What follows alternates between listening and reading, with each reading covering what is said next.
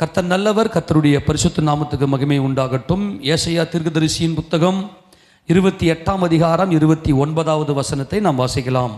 ஏசாயா தீர்க்கதரிசியின் புத்தகம் 28ஆம் அதிகாரம் 29வது வசனம். இதுவும் சேனைகளின் கர்த்தராலே உண்டாகிறது, அவர் ஆலோசனையில் ஆச்சரியமானவர், செயலில் மகத்துவமானவர். எல்லாம் கரங்களை உயர்த்தி வராமேன்னு சொல்லாமா? கர்த்தர் நல்லவர், அவருடைய பரிசுத்த நாமம் மகிமைப்படுவதாக. நமது ஆண்டவர் சேனைகளின் கர்த்தர். சேனைகளின் கர்த்தராகிய நம்முடைய ஆண்டவராகிய இயேசு கிறிஸ்து அவர் ஆலோசனையில் ஆச்சரியமானவர். The amazing counsellor and excellent. அவர் செய்கிற அந்த காரியங்கள் எப்படிப்பட்டது அப்படின்னாக்கா மகத்துவம் உள்ளது. Excellent, the greatness, too great thing. அவர் செய்கிற செயல்கள் எல்லாம் பார்த்தீங்கன்னா உயர்ந்தவைகளாக இருக்கும், உயர்ந்தவைகளாக இருக்கும். கவனிங்க, அவர் ஆலோசனையில் ஆச்சரியமானவர், செயலில் மகத்துவமானவர். நம்முடைய ஆண்டவர் மகத்துவத்தை அணிந்து கொண்டிருக்கிறார். அவர் மகிமையும் மகத்துவத்தையும் அணிந்து கொண்டிருக்கிறார். ஏனென்றால் அவர் ஆலோசனையில் ஆச்சரியமானவர். நான் சொல்றதை புரிந்து கொள்ளுங்க. நம்முடைய ஆண்டவர் எப்படிப்பட்ட ஆலோசனை கொடுக்கிறார் என்று சொன்னால், அவர் ஆலோசனையில் ஆச்சரியம் என்பது அமேசிங், ஒரு எக்ஸ்லமேஷன். அப்படியே நீங்க வாயை பிளந்து, இந்த அமேசிங் என்ன தெரியுமா, அப்படியே வாயை பிளந்து பார்ப்போமே, அமேசிங். அவர் கொடுக்கிற ஆலோசனைகள் எப்படிப்பட்டதாக இருக்கிறது என்றால் அது ஆச்சரியமாக இருக்கிறதாம். அவர் ஆலோசனையில் ஆச்சரியமானவராக இருக்கிறார், செயலில் மகத்துவம் உள்ளவராக இருக்கிறார். செயல் அப்படின்னா என்ன? நாம் ஒரு காரியத்தை செய்கிறோமே, அந்த செயல் எப்படி இருக்குதாம்? மகத்துவமாக இருக்கிறதாம். இந்த மகத்துவம் என்பது பார்த்தீங்கன்னா கிரேட், த நோபல், உயர்ந்த, do great thing, become great. இதெல்லாம் பார்த்தீங்கன்னா ரொம்ப உயர்ந்த. நம்ம செய்கிற இந்த காரியங்களை பார்த்தீங்கன்னா இன்னைக்கு நிறைய காரியங்கள் வாய்க்கிறது இல்லை. கவனிங்க, நிறைய காரியங்கள் வாய்க்கிறது இல்லை, மனம் உடைகிறது. நம்ம செய்கிற காரியத்தெல்லாம் பார்த்துட்டு, நம்ம செய்கிற செயலாம் பார்த்து ஏண்டா செஞ்சோம் அப்படின்ற மாதிரி ஆகுது இல்லையா? இப்போ நமக்கு தான் ஆண்டவர் சொல்கிறாரு, நான் அவசரப்பட்டு செஞ்சிட்டனோ, அல்லது ஏன் இப்படி நடக்குது தெரியலையே, எனக்கு மட்டும் ஏன் இப்படிலாம் நடக்குது தெரியலையே அப்படின்லாம் நம்ம ஒரு வேளை சோர்ந்து போயிருப்போம் இல்லையா? இப்போ கர்த்தர் நமக்கு என்ன சொல்கிறார் அப்படின்னா, அதுக்கு என்ன காரணம் அப்படின்னா, உனக்கு ஆலோசனை இல்லை. ஒரு சின்ன சைக்காலஜி சொல்லித்தரேன், கவனிங்களேன். நம்முடைய ஆண்டவர் எப்படிப்பட்டவர் என்பதை முதல்ல நீங்கள் புரிஞ்சுக்கின்னு அதுக்கப்புறம் நம்ம போகலாம். 93ஆம் சங்கீதத்தை எடுத்துக்கொள்ளுங்களேன்.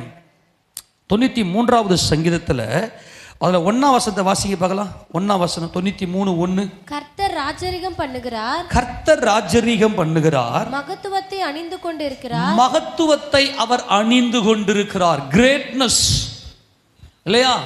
Two great thing.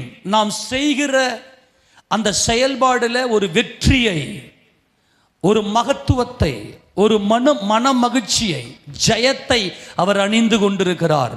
மகத்துவத்தை அவர் அணிந்து கொண்டிருக்கிறார். அதே மாதிரி 104ஆம் சங்கீதம் 1ஆம் வசனத்தை வாசிக்க பார்க்கலாம். 104:1. நீதியை சரி கட்டி இல்லம்மா, 104:1.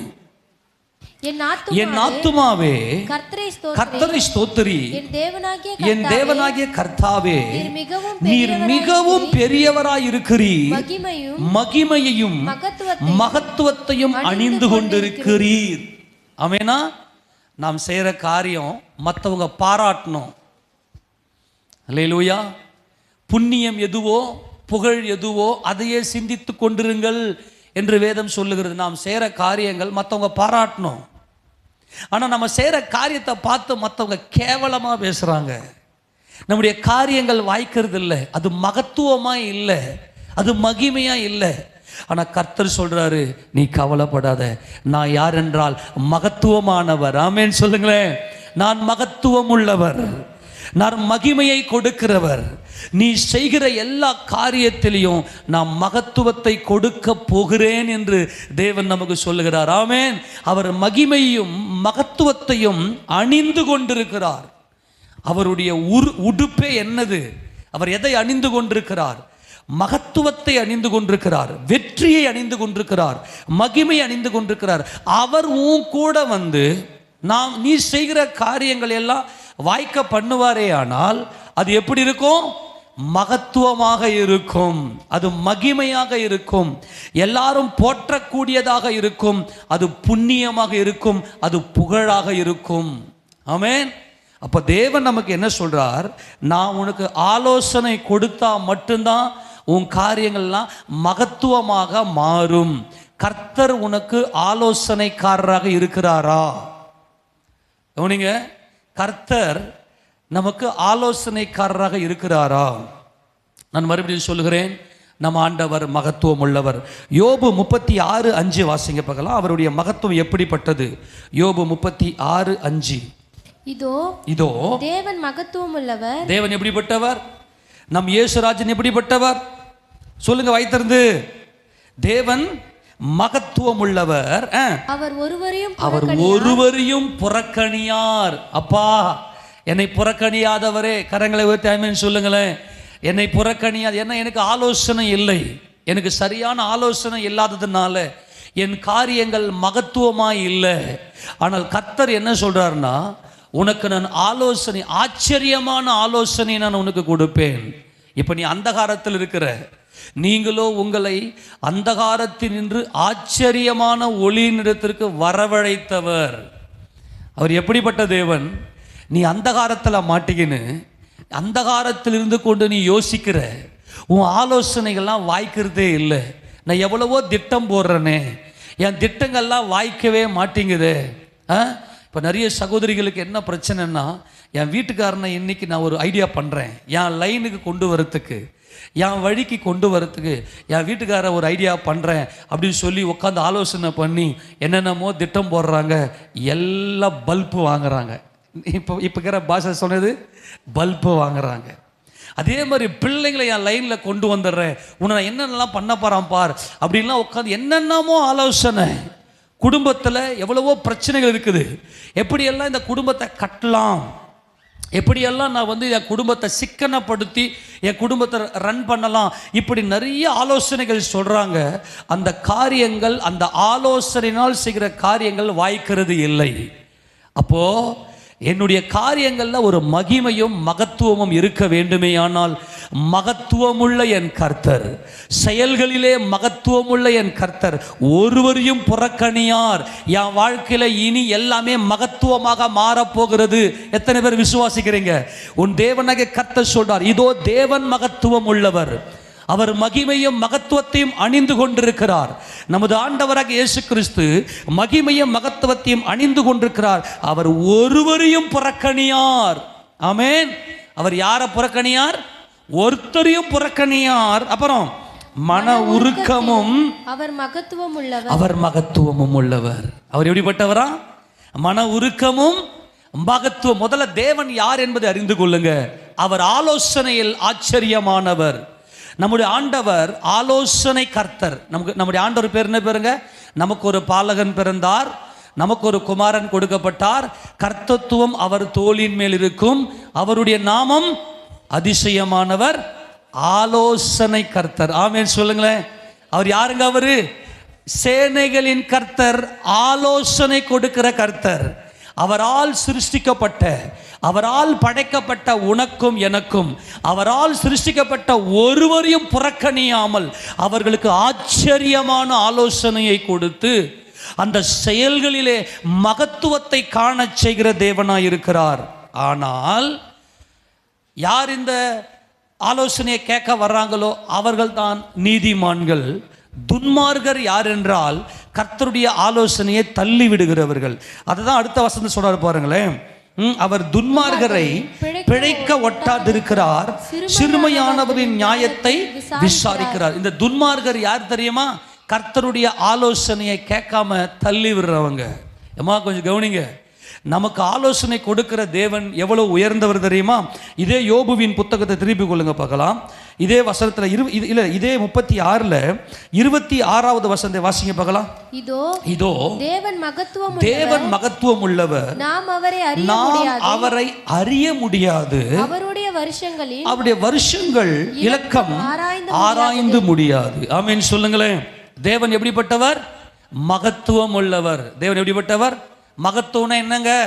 நாம் செய்கிற காரியங்கள்ல ஒரு மகிமை, தலை நிமிர்ந்து நடக்க செய்தல், நாம் எங்கேயுமே தலை குனியாம நாம் செய்கிற காரியத்தில் ஒரு சக்சஸ், ஒரு வெற்றி, ஒரு நீதி, அதில் ஒரு மகிழ்ச்சி, ஒரு ப்ளஷர்.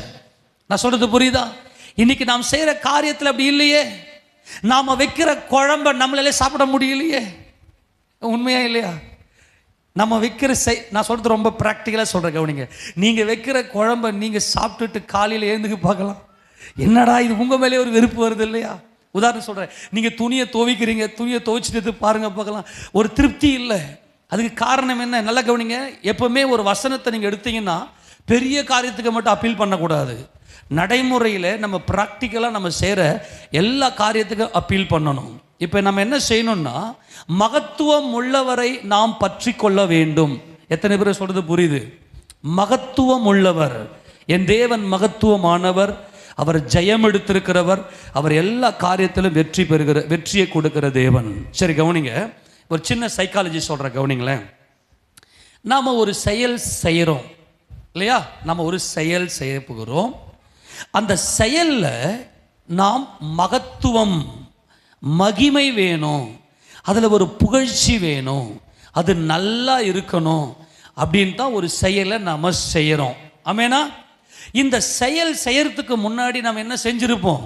செயல் என்பது வெளிப்படுவது, எல்லாரும் பார்க்கும்படியாய், எல்லாருக்கும் பிரயோஜனப்படும்படியாய் வெளிப்படுவது. உண்மையா இல்லையா? செயல். அந்த செயலை செய்யறதுக்கு முன்னாடி நாம் என்ன பண்ணுவோம்? ஆலோசனை பண்ணுவோம். ஆமேனா? அந்த ஆலோசனை எங்க வருது? கவனி, அந்த ஆலோசனை எங்க வருது? மைண்ட்ல, நம்முடைய சிந்தனையில் ஆலோசனை. ஆலோசனை என்பது ஏறக்குறைய 90% ஒரு செயல்பாடு. நம்ம எப்படி செய்ய போகிறோம் என்பதை போடுகிற ஒரு திட்டம். அந்த திட்டம் எங்கே போடப்படுகிறது என்றால் நம்முடைய சிந்தையில். அந்த ஆலோசனைக்கு முன்பதாக ஒரு காரியம் வாய்க்கும், அதுக்கு பேர் எண்ணம், எண்ணங்கள், தாட்ஸ்.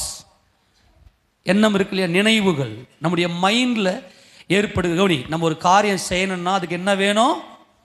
ஆலோசனை வேணும். சொல்லுங்க, என்ன வேணும்? ஆலோசனை வேணும். அந்த ஆலோசனை எங்கிருந்து வருது? எண்ணங்களிலிருந்து. சொல்லுங்க, எண்ணங்கள். சொல்லுங்க, எங்கிருந்து வருது? எண்ணங்கள். ஒரு செயல், அந்த செயலை செய்வதற்கு ஆலோசனை தேவை. அந்த ஆலோசனை எங்கிருந்து வருது? எண்ணங்களிலிருந்து வருகிறது. இந்த எண்ணங்களினுடைய வேர், இந்த எண்ணங்களுடைய வேர் எது என்றால் அறிவு, எண்ணம், ஆலோசனை, செயல்கள். அந்த செயலில் ஒரு மகத்துவம். ஆக இந்த 5 காரியம் நம்ம நல்லா அறிஞ்சிக்கணும். இன்னைக்கு நாம் செய்கிற காரியத்தில் இன்னைக்கு ஒரு மன திருப்தி இல்லை. எதை செஞ்சாலும் மனசுக்குள்ள சஞ்சலங்கள், வேதனைகள், பயங்கரமாக உள்ளம் உடைக்கப்படுறதுக்கு காரணம் என்னன்னா அறிவு இல்லை. என்ன அறிவு இல்லை? கிறிஸ்துவை பற்றின, தேவனை பற்றின அறிவு இருக்குமே. ஆனால் அந்த அறிவிலிருந்து தான் எண்ணங்கள் வருகிறது. அந்த எண்ணங்கள் என்ன செய்யுதுன்னா ஆலோசிக்கிறது, அந்த ஆலோசனையை செயல்படுத்துகிறது. அந்த செயல்பாட்டில் மகத்துவத்தை நாம் எதிர்பார்க்கிறோம். நீதிமொழிகள் புத்தகம் 15:22 வாசிங்களேன். நீதிமொழிகள் 15:22. நீதிமொழிகள் 15:22. ஆலோசனை இல்லாமையால்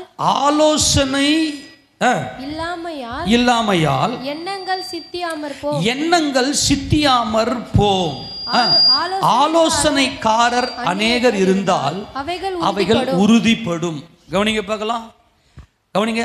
ஆலோசனை இல்லாததுனால எண்ணங்கள் சித்தியாமற், அதாவது வாய்க்காமல் போயிடுது. கவனிங்க, ரொம்ப முக்கியமானது. எது இல்லாததுனால? ஆலோசனை. நான் சொல்றேன், கவனிங்க. ஆலோசனை என்பது நம்ம எப்படி ஒரு காரியத்தை செய்ய போகிறோம் என்கின்ற எல்லா பிளான், எல்லா திட்டங்கள் தான் ஆலோசனை. கவனி, ரொம்ப முக்கியம். என்ன செய்ய போறேன்? ஏன்னா தேவன் நம்முடைய செயல்பாடுல அவர் மகிமைப்படுகிறார். அவருக்கு சித்தமானதை நாம் செய்ய வேண்டும் என்று தேவன் நம்மை சிருஷ்டித்திருக்கிறார். நம்ம எல்லாரும் தேவனுடைய பிள்ளைகள். ஆலோசனை இல்லாம தான் காரியங்கள் வாய்க்கிறது இல்லை. அதுக்கு முன்னாடி எண்ணங்கள், நினைவுகள், இந்த நினைவுகள் எங்கிருந்து உற்பத்தி ஆகிறது? அதனுடைய வேர், இந்த நினைவுனுடைய வேர் எது என்றால் அறிவு. எதுமா? அறிவு.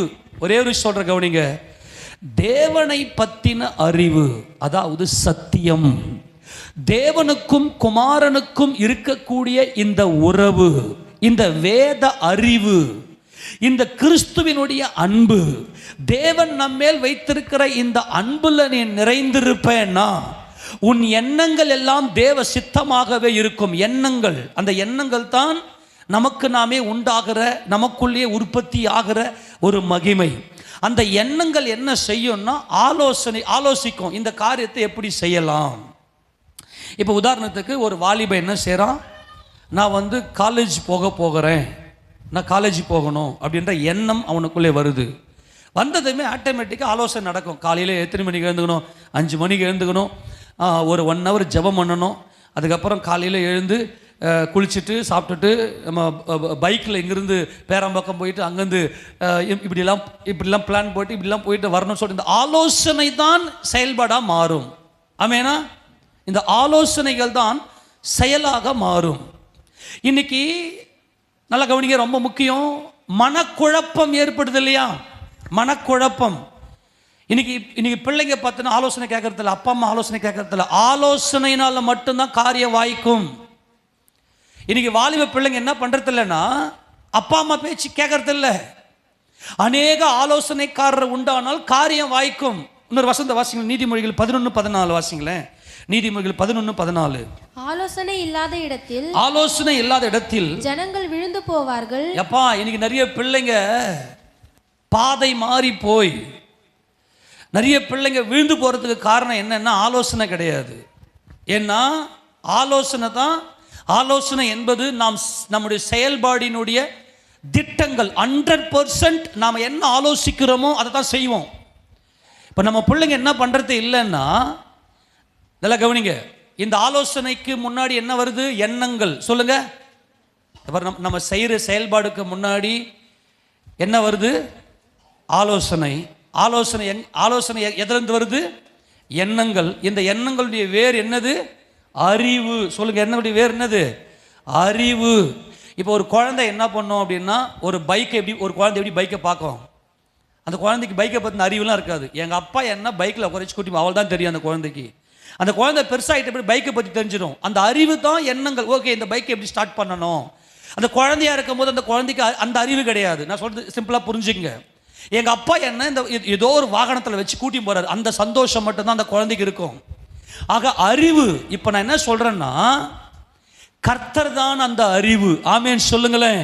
நமது ஆண்டவராக இயேசு கிறிஸ்துவை அறிகிற அறிவு, தேவனுக்கும் குமாரனுக்கும் இருக்கக்கூடிய அந்த சத்தியத்தினுடைய அந்த உறவு, அதனை எந்த அளவுக்கும் சிந்தனையில ஏத்திக்கணும்.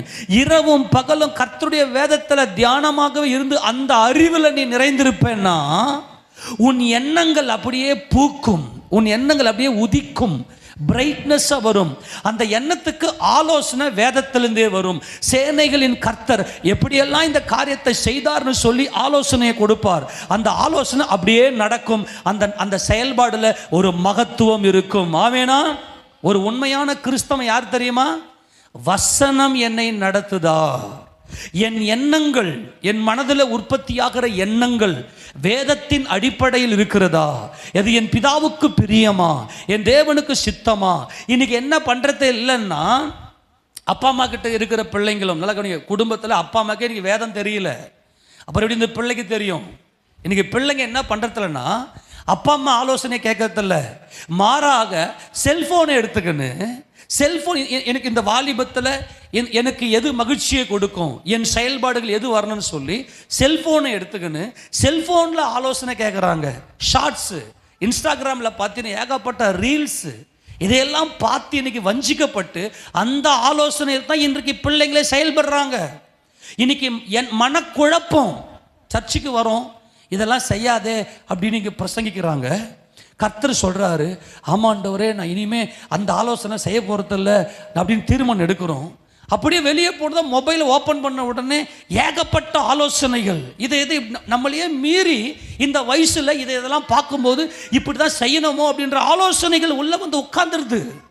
அப்போ இந்த பிள்ளைங்களுக்கு இது வேணாம் அப்படின்னு சொல்ல பாருங்க. கவனிங்க, இன்னைக்கு நிறைய பிள்ளைங்க மன குழப்பத்தில் டிப்ரெஷனில் இருக்கிறாங்க. இன்னைக்கு நிறைய பிள்ளைங்களால அப்பா அம்மா கூட பேச மாட்டாங்க. நிறைய பிள்ளைங்க திடீர்னு கோச்சிக்குவாங்க. பார்த்துருங்களா? வீட்டில் பிள்ளைங்க கோச்சிக்குவாங்க. அப்பா அம்மா கிட்டேயோ ஏதோ சம்திங் ஏதோ ஒன்று ஏற்பட்டால் அவங்க கோபித்து கொள்ளுகிறார்கள் அப்படின்னாவே நீங்கள் அலர்ட்னஸ் ஆயிடணும். பெற்றவங்க, உங்கள் பிள்ளைங்க கோபித்து கொள்ளுகிறார்கள் என்றாலே அவர்கள் மனம் பாதிக்கப்பட்டிருக்குது. அவங்களுக்கு என்ன செய்யறதுன்னு தெரியாமல் ஆலோசனை இல்லாமல் இருக்கிறாங்க. நல்லா கவனிங்க. எண்ணங்கள் கவனிங்க அநேக ஆலோசனைக்காரர் இல்லாததுனால எண்ணங்கள் வாய்க்காமற் போய்விடுகிறது. இந்த 11-14 அந்த வசந்த வாசி 11-14 மறுபடியும் வாசிங்களேன். ஆலோசனை இல்லாத இடத்திலே ஜனங்கள் விழுந்து போவார்கள். அநேக ஆலோசனைக்காரர் உண்டானால் சுகம் உண்டாகும். இந்த விழுந்து போன ஆவி இருக்கு இல்லையா? இந்த விழுந்து போன ஆவிகள் பரலோக ராஜ்யத்தில் தேவ சித்தத்துக்கு ஒப்பு கொடுக்காம, கர்த்தருடைய ஆலோசனையை கேட்காம, இந்த விழுந்து போன ஆவிகள் என்ன செய்யும்னா சபைக்குள்ள இது செயல்படும். என்னன்னா, சபையில் கொடுக்குற உபதேசத்துக்கெல்லாம் ஒத்து வராது. தனக்குன்னு ஒரு பாதையை போட்டுன்னு போயிடும். அது சும்மா அது வெளித்தோற்றத்தில் பார்த்தா ரொம்ப பக்தி மாதிரி தெரியும். அது விழுந்து போன ஆவி. வீட்டில் கூட பார்த்தீங்கன்னா, கவனி உங்கள் பிள்ளைங்க உங்கள் ஆலோசனையை நீங்கள் அப்படியே உத்து கவனிக்கணும். நீங்கள் சொல்கிற ஆலோசனையை பிள்ளைங்க செயல்படுதான்னு பாருங்க. அப்படி இல்லை, ஏதோ ஒன்று செய்கிறாங்க, ஆனால் நீங்கள் சொன்னதுபடி செய்யலை அப்படின்னாவே கொஞ்சம் எச்சரிக்கை ஆயிடணும். அந்த பிள்ளைங்க பாதை மாறி போகிறாங்க. ஏன்னா நாம் செய்கிற எல்லா செயலும் ஆலோசனை. அந்த ஆலோசனை எதை நம்ம ஆலோசிக்கிறோம்? நம்முடைய எண்ணங்கள். அந்த எண்ணங்கள் தாங்க தேவ சாயல். எண்ணங்கள் இருக்கு, எண்ணங்கள் அதான் தேவ சாயல். நினைவுகள். தேவன் ஒன்றும் இல்லாமையிலிருந்து ஒன்றை நினைக்கிறார், அதுபடி ஆகுது. மனிதனும் என்ன நினைக்கிறான்? தன்னுடைய மனசுக்குள்ள எண்ணங்கள் வருகிறது. இந்த எண்ணங்கள் உற்பத்தி ஆகிறதை யாரும் தடுக்கவே முடியாது. ஒவ்வொரு மனிதனுக்குள்ளும் தேவன் தம்முடைய சாயலை தம்முடைய ரூபத்தை கொடுத்திருக்கிறார். அந்த எண்ணங்கள் எதன் அடிப்படையில் உருவாகும் என்றால் அறிவின் அடிப்படையில். ஒன்றான மெய்தேவனாகிய உம்மையும் நீர் அனுப்பினவராகிய இயேசு கிறிஸ்துவையும் அறிவதே நித்திய ஜீவன். நல்லா பைபிள் ஸ்டடி பண்ணணும். நல்லா ஸ்டடி பண்ணணும். சில பேர் என்ன பண்ணுவாங்கன்னா ஏடாகூடமாக சிந்திப்பாங்க. அதை செயல்படுறதுக்கும் ஏடாகூடமாக ஆலோசனை பண்ணி தாறுமாறாக போய் மாட்டிக்கின்னு அப்புறம் அப்படியே அழுது நிற்பாங்க. காரணம் என்னன்னா, அவங்களுடைய அறிவு ஆலோசனை அவங்க மாமா கொடுத்துருப்பாரு. துன்மார்க்கன், வசனமே அறியாதவன். நீ என்ன பண்ணுவ? எங்கள் மாமா சொன்னாரு அப்படின்றவ, எங்கள் சித்தப்பா சொன்னாரு. இந்த துன்மார்க்கர் எப்படிப்பட்டவங்க? இவங்க பொல்லாதவர்கள். இந்த துன்மார்க்கனுடைய ஆலோசனை நடக்கக்கூடாது. சங்கீத புத்தகத்தை ஆரம்பிக்கும் போது எப்படி ஆரம்பிக்குது? துன்மார்க்கருடைய ஆலோசனையில் நடவாமல்னா ஒரு காரியத்தை செய்யாமல். அப்புறம்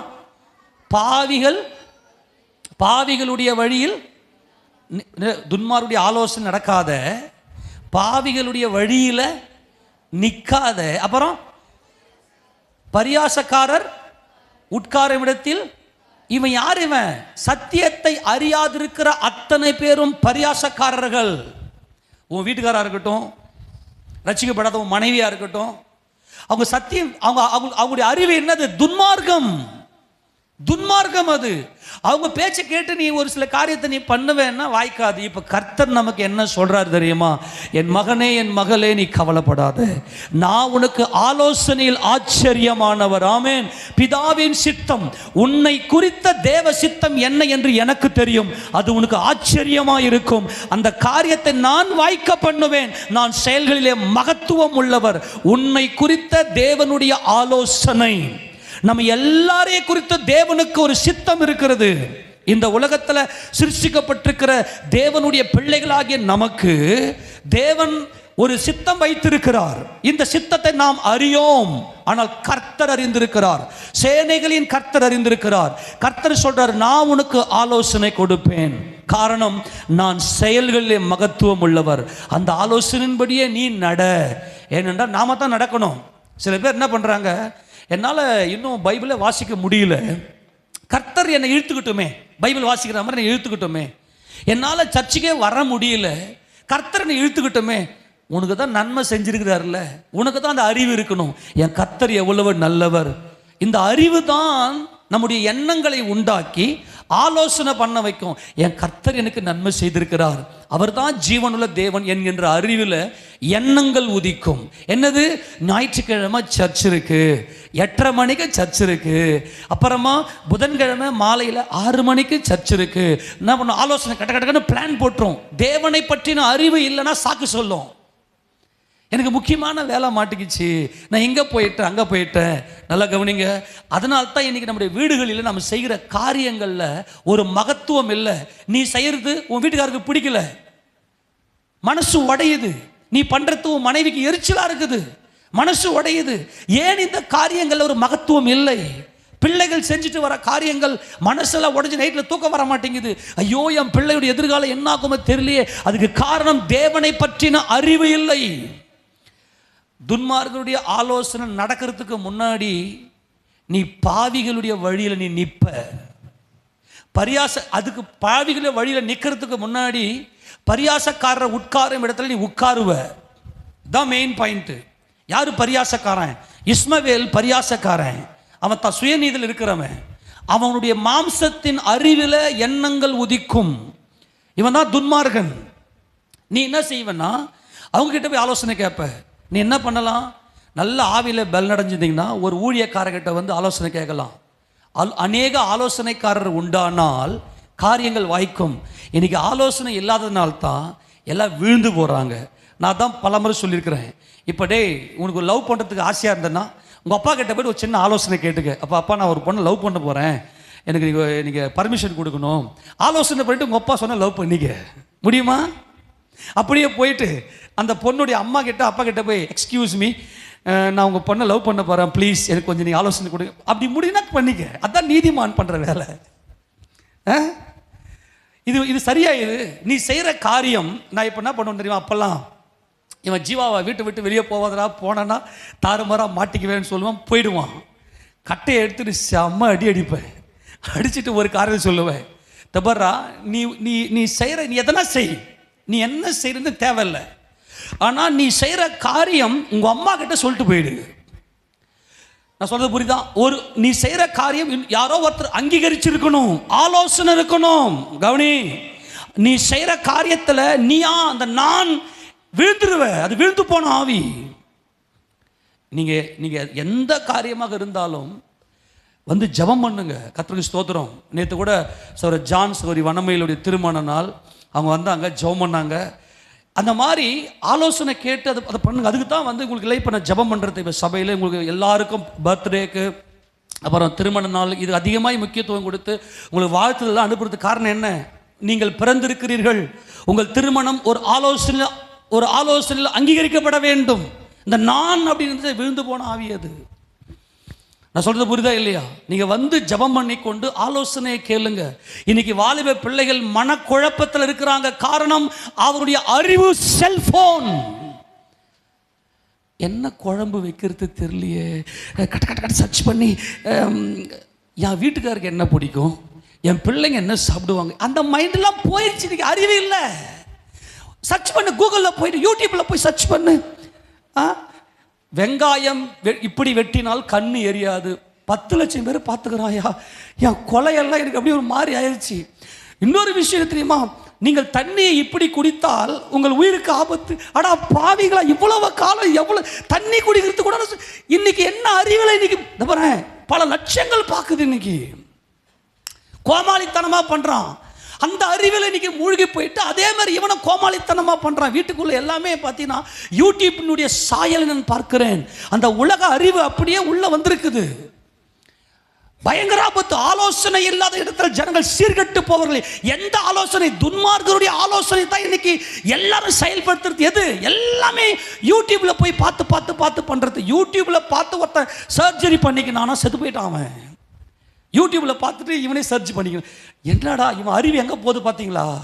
ரொம்ப கொடுமை. இன்னைக்கு உன் ஆலோசனை, உன்னுடைய அறிவு எதில் இருக்கு? இன்னைக்கு தேவனை அறிகிற அறிவு, அந்த அறிவில் தான் வந்து உன் காரியங்கள் சித்தி பெறும், உன் காரியங்கள் வாய்க்கும், உன் எண்ணங்கள் வாய்க்கும். ஆலோசனை இல்லாத இடத்துல ஜனங்க சீர்கட்டு போவாங்க. அவங்க விழுந்து போவாங்க. இன்னொரு வசந்த வாசிங்க, 12-15 வாசிங்க, நீதிமொழிகள் 12-15. மதியீனனுடைய வழி அவன் பார்வைக்கு செம்மையா இருக்கும். ஆலோசனைக்கு செவி கொடுக்கிறவனோ ஞானம் உள்ளவன். எப்பா டே, உனக்கு எதுக்கு இப்போ செல்ஃபோனு? நீ வந்து எங்கேயோ இப்போ +2 வரைக்கும் படிக்கிறாங்க பசங்கன்னு வச்சுங்களேன். இவன் யாருனாக்கா மதியீனன். என்ன மதியீனன்? அப்பா சொல்கிறாரு, உனக்கு எதுக்கு இப்போ செல்ஃபோனு? உனக்குன்னு தனியாக ஒரு செல்ஃபோன் வேணாம். இப்போ நீ காலேஜுக்கு போகிற, எங்கேயோ நீ வெளியே போகிற, உன்னை காண்டாக்ட் பண்ணுறதுக்கு ஒரு செல்ஃபோன் வேணும். அதுலேயும் பார்த்தீங்கன்னா உனக்கு தேவையில்லாத இன்டர்நெட்டில் பார்த்தீங்கன்னா இன்றைக்கி ஏகப்பட்ட 5G கொடுத்துட்டு எல்லாம் அன்லிமிட்டட்னு கொடுத்துட்டு எல்லாம் செல்லுலேயே முழுக வச்சுட்டான். இப்போ சொல்கிறாங்க வேணாப்பா உனக்கு செல்ஃபோன் இப்போ வேணாம். ஏன்னா பிள்ளைங்களுடைய மனநிலை பாதிக்கப்படுது. இன்றைக்கி குடும்பத்தில் ஒன்றா உட்கார முடியல. நான் மறுபடியும் சொல்கிறேன், இன்றைக்கி குடும்பங்களில் அன்பு இல்லை. அன்பு எங்கே தெரியுமா? அந்த விருந்து உண்ணுவாங்க பார்த்தியா சந்தோஷமாக. இன்றைக்கி எத்தனை பேர் வீட்டில் குடும்பமாக உட்காந்து ஒன்றா சாப்பிட்றீங்க? ப்ளீஸ் தயவுசெய்து எனக்கு கை தூக்கி ஒரு ஆமேன்னு சொல்லுங்கள் போல. நாங்கள் குடும்பமாக உட்காந்து எங்கள் குடும்பத்தில் சாப்பிடும்போது செல்ஃபோன்லாம் பார்க்காம குடும்பமாக உட்காந்து நாங்கள் அப்படியே எல்லோரும் எங்கள் வீட்டில் எத்தனை பேர் இருக்கணும் அத்தனை பேர் அப்படியே உட்காந்து நாங்கள் குடும்பமாக உட்காந்து சாப்பிட்றோம். அப்படியா? கர்த்தருக்கு ஸ்தோத்திரம். நல்லது. நான் என்ன சொல்கிறேன்னா, நான் எனக்கு எது பெட்டர் தெரியுமா? நான் ரொம்ப சந்தோஷப்படும் தெரியுமா? above 15, நல்லா கவனிங்க. அதுக்கு உள்ளே இருக்கிறவங்கள பார்த்தீங்கன்னா ஒரு மாதிரி இருப்பாங்க. நல்லா 15 வயசுக்கு மேலே இருக்கிற அந்த பிள்ளைங்கள்லாம் இருக்கிற அந்த வீட்டுக்குள்ளே நீங்கள் இதை செய்வீங்க அப்படின்னு சொன்னால் நான் ரொம்ப சந்தோஷப்படுவேன். குழந்தைங்களை வச்சுக்கின்னு சொல்கிறத விட. ஏன்னாக்கா இன்றைக்கி அவர்களை உலகமாகிய இந்த மொபைல் ஆலோசனை கொடுத்துனுக்குது, நீ என்ன பண்ணணும்னு சொல்லி. தெரியுமா? நீ என்ன பண்ணணும்னு சொல்லி மொபைல் ஆலோசனை கொடுத்துருக்குது. யாரும் பைபிள் உட்காந்து பார்க்கறதில்ல, பைபிளுடைய அறிவில் நிரப்புறதில்ல. எல்லாம் செல்ஃபோன் அறிவை நிரப்பிட்டு அவங்க என்ன செய்கிறாங்கன்னா, அது கிடைக்காத பட்சத்தில் அவர்கள் புத்தியீனனுடைய மதியீனனுடைய வழி அவன் பார்வைக்கு செம்மையா. நான் எல்லாம் கரெக்டாக தான் இருக்கிறேன், எங்கிட்ட செல்ஃபோனை கொடு. ஆனால் ஞானம் உள்ளவர்கள் என்ன செய்வாங்க? ஆலோசனை செவி கொடுப்பாங்க. ஞானம் உள்ளவர்கள் என்ன செய்வாங்க? ஆலோசனைக்கு செவி கொடுப்பாங்க. அப்பா சொன்னால் அம்மா சொன்னால் கரெக்டாக இருக்கும். ஒரு பிள்ளை அப்பா அம்மா ஆலோசனையை கேட்கல அப்படின்னா, போ என்ன கெட்டு போ அப்படின்ட்டு இவங்க பாட்டு நீங்கள் வேலையை பார்த்துன்னு போகிறது. நீ நல்ல அப்பா அம்மாவே கிடையாது. அந்த பிள்ளையுடைய மனநிலை பாதிக்கப்பட்டிருக்குது. ஆலோசனை வேறு எங்கேருந்து வந்துன்னு இருக்குது. அது கெட்டு போயிடும், அது விழுந்து போயிடும். இரவும் பகலும் கர்த்தருடைய வேதத்தில் தியானமாக இருக்கிற மனுஷன் பாக்கியவான். அவன் நீர்க்கால்களின் ஓரமாய் நடப்பட்டு தன் காலத்தில் தன் கனியை கொடுக்கிற இலை உதிராதிருக்கிற மரத்தை போல் இருப்பான். நீ துன்மார்கருடைய ஆலோசனையில் ஜாக்கிரதை. நீ செய்கிற ஒவ்வொரு காரியத்துக்கும் ஆலோசனை இருக்க வேண்டும். நான் உங்கள் அன்பாய் சொல்லுகிறேன், நீங்கள் எந்த ஒரு காரியத்தை செய்தாலும் கர்த்தர் இந்த காரியங்களை எப்படி செய்திருக்கிறார் என்பதை பார்த்து தேவ சமூகத்தில் நில்லுங்க. அவர் உனக்கு ஒவ்வொரு நாளும் ஆலோசனை கொடுப்பார். 16ஆம் சங்கீதம் 16 7ஆம் வசனத்தை வாசிங்களேன். அங்கே பாருங்களேன், காலையில் எழுந்து வேதத்தினுடைய சத்தத்தை கேட்டு வாசிங்க பார்க்கலாம். எனக்கு ஆலோசனை தந்த கர்த்தரை துதிப்பேன். 7 எனக்கு ஆலோசனை தந்த கர்த்தரை நான் துதிப்பேன். நல்லா கவனிங்க, எனக்கு ஆலோசனை தந்த கர்த்தரை துதிப்பேன். எப்போ ஆலோசனை தர்றார் ஆண்டவர்? ராக்காலங்களிலும் என் உள்ளிந்திரியங்கள் என்னை உணர்த்தும். இதுதான் நீ நடக்க வேண்டிய வழி. கவனி, இதுதான் நீ நடக்க வேண்டிய வழி அப்படின்னு சொல்லி கர்த்தர் உனக்கு ஆலோசனை கொடுக்கிறார். எப்போ? காலையில். கவனிங்க, அதிகாலையில் நீங்கள் போய் நிற்கும் போது கர்த்தர் அப்படியே உங்கள் கூட பேசுவார். உங்களுக்கு தெரிஞ்ச வசனம் இருக்கும் பார்த்தீங்களா, அந்த வசனத்தை வச்சு அப்படியே உணர்த்துவார். நான் பேசுகிறது வந்து யாருக்கு நல்லா புரியும்னா, பைபிள் மேலே ஒரு தாகம் இருக்கணும். பைபிள் படிக்கிறவங்க, ரீட் பண்ணுறவங்கள, டீச் பண்ணுறவங்க, கற்றுக்கொள்ளுகிறவர்களுக்கு நான் சொல்கிறது, ஒரு தாகம் ஏற்படும். ஆண்டவரே, உங்கள் வசனத்தின் மேலே எனக்கு தாகமாக இருக்குது ஆண்டவரே, நீங்கள் என்னோட பேசுங்க. எனக்கு என்னுடைய எண்ணங்கள் எல்லாம் ஒன்றுமில்லாமல், என் மாம்ச எண்ணங்கள் ஒன்றுமில்லாமல் போகட்டும். உங்களுடைய வார்த்தைகள் எனக்கு ஜீவனை உண்டாகட்டும் அப்படி சொல்கிறவங்களுக்கு எல்லாம் காலையில் பார்த்தீங்கன்னா அந்த நாள் முழுக்க ஷெட்யூல் கொடுத்துருவார் ஆண்டவர். ஷெட்யூல் கொடுத்துருவார்.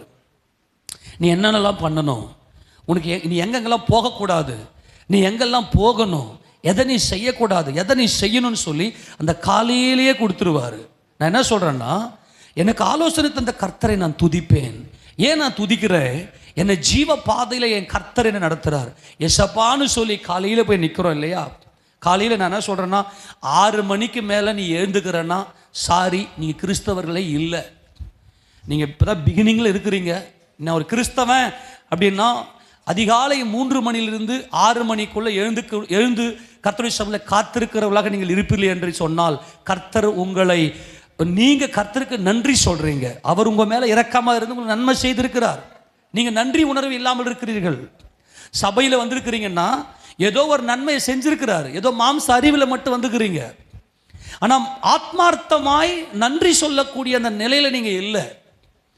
அப்போ எனக்கு ஆலோசனை தந்த கர்த்தரை நான் துதிப்பேன். ராக்காலங்களிலும் என் உள் இந்திரியங்கள் என்னை உணர்த்தும். என் நாடி நரம்பு எல்லாமே கர்த்தர் மேலே அந்த நன்றி உணர்வோடு இருக்கும்.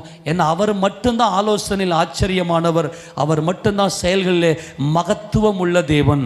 அப்போ என்ன செய்யணும்னா வேதத்தை நல்லா அலசி பார்க்கணும். இரவும் பகலும், அங்கே பாருங்க, இரவிலும் பகலிலும் அவருடைய வேதத்திலேயே நான் நினைப்பாவே இருப்பேன். அவர் எதுக்கு கூப்பிடுறாருன்னா பைபிள் கத்துக்க கூப்பிடுறாரு. வா, இந்த அறிவில் நிரம்பு, இந்த வேத அறிவில் நிரம்பு. கர்த்தாவே, உம்முடைய வேதத்தில் அதிசயங்கள்லாம் பார்க்கும்படி என் கண்களை திறந்து கொடுங்கப்பா. உம்முடைய வேதத்தில் அந்த அதிசயங்கள், வேதத்தில் அதிசயம் இருக்கு, என் கண்ணை திறங்க ஆண்டவரே. நீ உள்ள வந்துட்டேன்னா உன் வாய் கட்டப்பட்டுரும், தேவையில்லாத வார்த்தைகள் வராது. வேத அறிவில் நீ நிரம்பியிருப்ப அப்படின்னா, வேத சத்தியத்தில் நிரம்பியிருப்பேன்னா வீண் பேச்சுகள், வீண் வார்த்தைகள்லாம் உன் வாயில வரவே வராது. அப்படியே நீ தேவ சமூகத்தில் நின்று அவர் சமூகத்தில் ஒரு பெரிய காரியத்துக்குள்ளாக நடத்துவ. நான் உங்களுக்கு அன்பாய் சொல்கிறேன், காலையில் வந்து அவரை நீங்கள் துதிக்க கற்றுக்குங்க. அவருடைய வார்த்தைகள் எல்லாம் நினைவு கூறுங்க. இப்போ நிறைய பேர் படிக்க தெரியாதவங்களாம் இருக்கிறீங்க. சின்ன சின்ன வார்த்தைகள் எல்லாம் நீங்கள் கேட்கும்போது, இப்போ கடந்த வாரம் நம்ம தியானம் செய்தோம், ஆரம்பம் அற்பமாக இருந்தாலும் முடிவு சின்ன சின்ன வார்த்தை உங்கள் வாழ்க்கையில் ப்ராக்டிக்கலாக வந்துருச்சுன்னா வேத வசனம் அப்படியே நீங்கள் மைண்டில் நின்றோம், உங்கள் மனசில் அப்படியே உட்காந்துரும். அதை சொல்லுங்க அப்படியே போயிட்டு. ஏன் நீங்கள் சர்ச்சுக்கு வரீங்க? அவருடைய வார்த்தையை அறிந்து கொள்வதற்காக வரீங்க. அந்த எண்ணங்கள் சரியாய் தேவ சித்தத்தின்படி, என்னை குறித்த தேவனுடைய சித்தத்தை நான் செய்ய வேண்டும். அதுக்கு ஆலோசனை என் கர்த்தர் மட்டுமே கொடுக்க முடியும். என்னை குறித்த பிதாவின் சித்தத்தை கர்த்தர் மட்டும்தான் எனக்கு ஆலோசனை கொடுக்க முடியும். எனக்கு ஆலோசனை கொடுக்கிற என் கர்த்தர், என் சேனைகளின் கர்த்தர் எவ்வளவு பெரியவர் தெரியுமா? எடுத்து வாசிங்க பார்க்கலாம். எரேமியா தீர்க்கதரிசியின் புத்தகம் 32வது அதிகாரம். எரேமியா தீர்க்கதரிசியின் புத்தகம் 32வது அதிகாரம் 17லிருந்து வாசிங்க பார்க்கலாம். அங்க பாருங்க, அந்த அமேசிங் லைட்ஸ், அந்த லைட்ல பார்க்கிறார் அவர் எரேமியா. கர்த்தராகிய ஆண்டவரே, இதோ தேவரீர் உம்முடைய மகா பலத்தினாலும் நீட்டப்பட்ட உம்முடைய புயத்தினாலும் வானத்தையும் பூமியும் உண்டாக்கினீர். எல்லா கரங்களை ஊத்தி ஆமென் சொல்லுங்களேன்.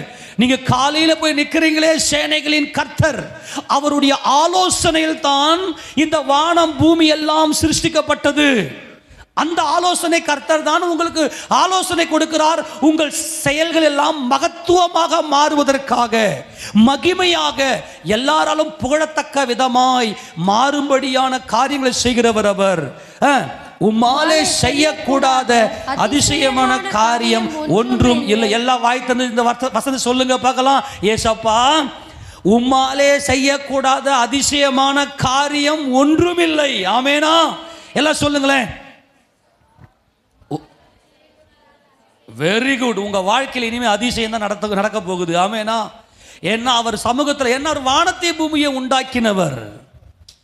இந்த வெளிச்சம் உங்களுக்கு வரணும். இதுதான் மகத்துவம் உள்ளவர். அவர் எப்பேற்பட்ட தேவன்? இயேசு தேவன். தொடர்ந்து வாசிங்களேன். 1000 தலைமுறைகளுக்கும் கிருபை செய்கிறவரும் பிதாக்களுடைய அக்கிரமத்தை அவருடைய பின்னடியார் பிள்ளைகளுடைய மடியிலே சரிகட்டுவருமாய் இருக்கிற சேனைகளின் கர்த்தர் என்னும் நாமம் உள்ள மகத்துவமும் வல்லமையும் உள்ள தேவனே, என் இயேசு தேவனே, நீர் யோசனையில் பெரியவரும் செயலிலே வல்லவருமாய் இருக்கிறீர். அல்லேலூயா. அவர் யோசனையில் பெரியவர். எல்லாரும் ஆமென் சொல்லுங்களேன். உனக்கு கொடுக்கிற யோசனை எல்லாம் மகா உன்னதமா இருக்கும். உனக்கு விரோதமாய் நிறைய பேர் ஆலோசனை பண்ணுவாங்க. உன்னுடைய அறிவு கிறிஸ்துவின் மேல, தேவன் மேல உன் அறிவு இருக்கும்னா அந்த ஆலோசனைகளை கர்த்தர் நிர்மூலமாக்கி போடுவார். கவனிங்களேன், அடுத்து சொல்றாரு பாருங்க, அடுத்த வசனம் தொடர்ந்து வாசியத. அவனவனுக்கு அவனுடைய வழிக்கு தக்கதாகவும் அவனவனுடைய கிரியைகளின் பலனுக்கு தக்கதாகவும் அளிக்கும்படி உம்முடைய கண்கள் மனுபுத்திரனுடைய எல்லா வழிகளின் மேலும் நோக்கமாய் இருக்கின்றன. வழி என்பது அவன் செய்யற காரியம்.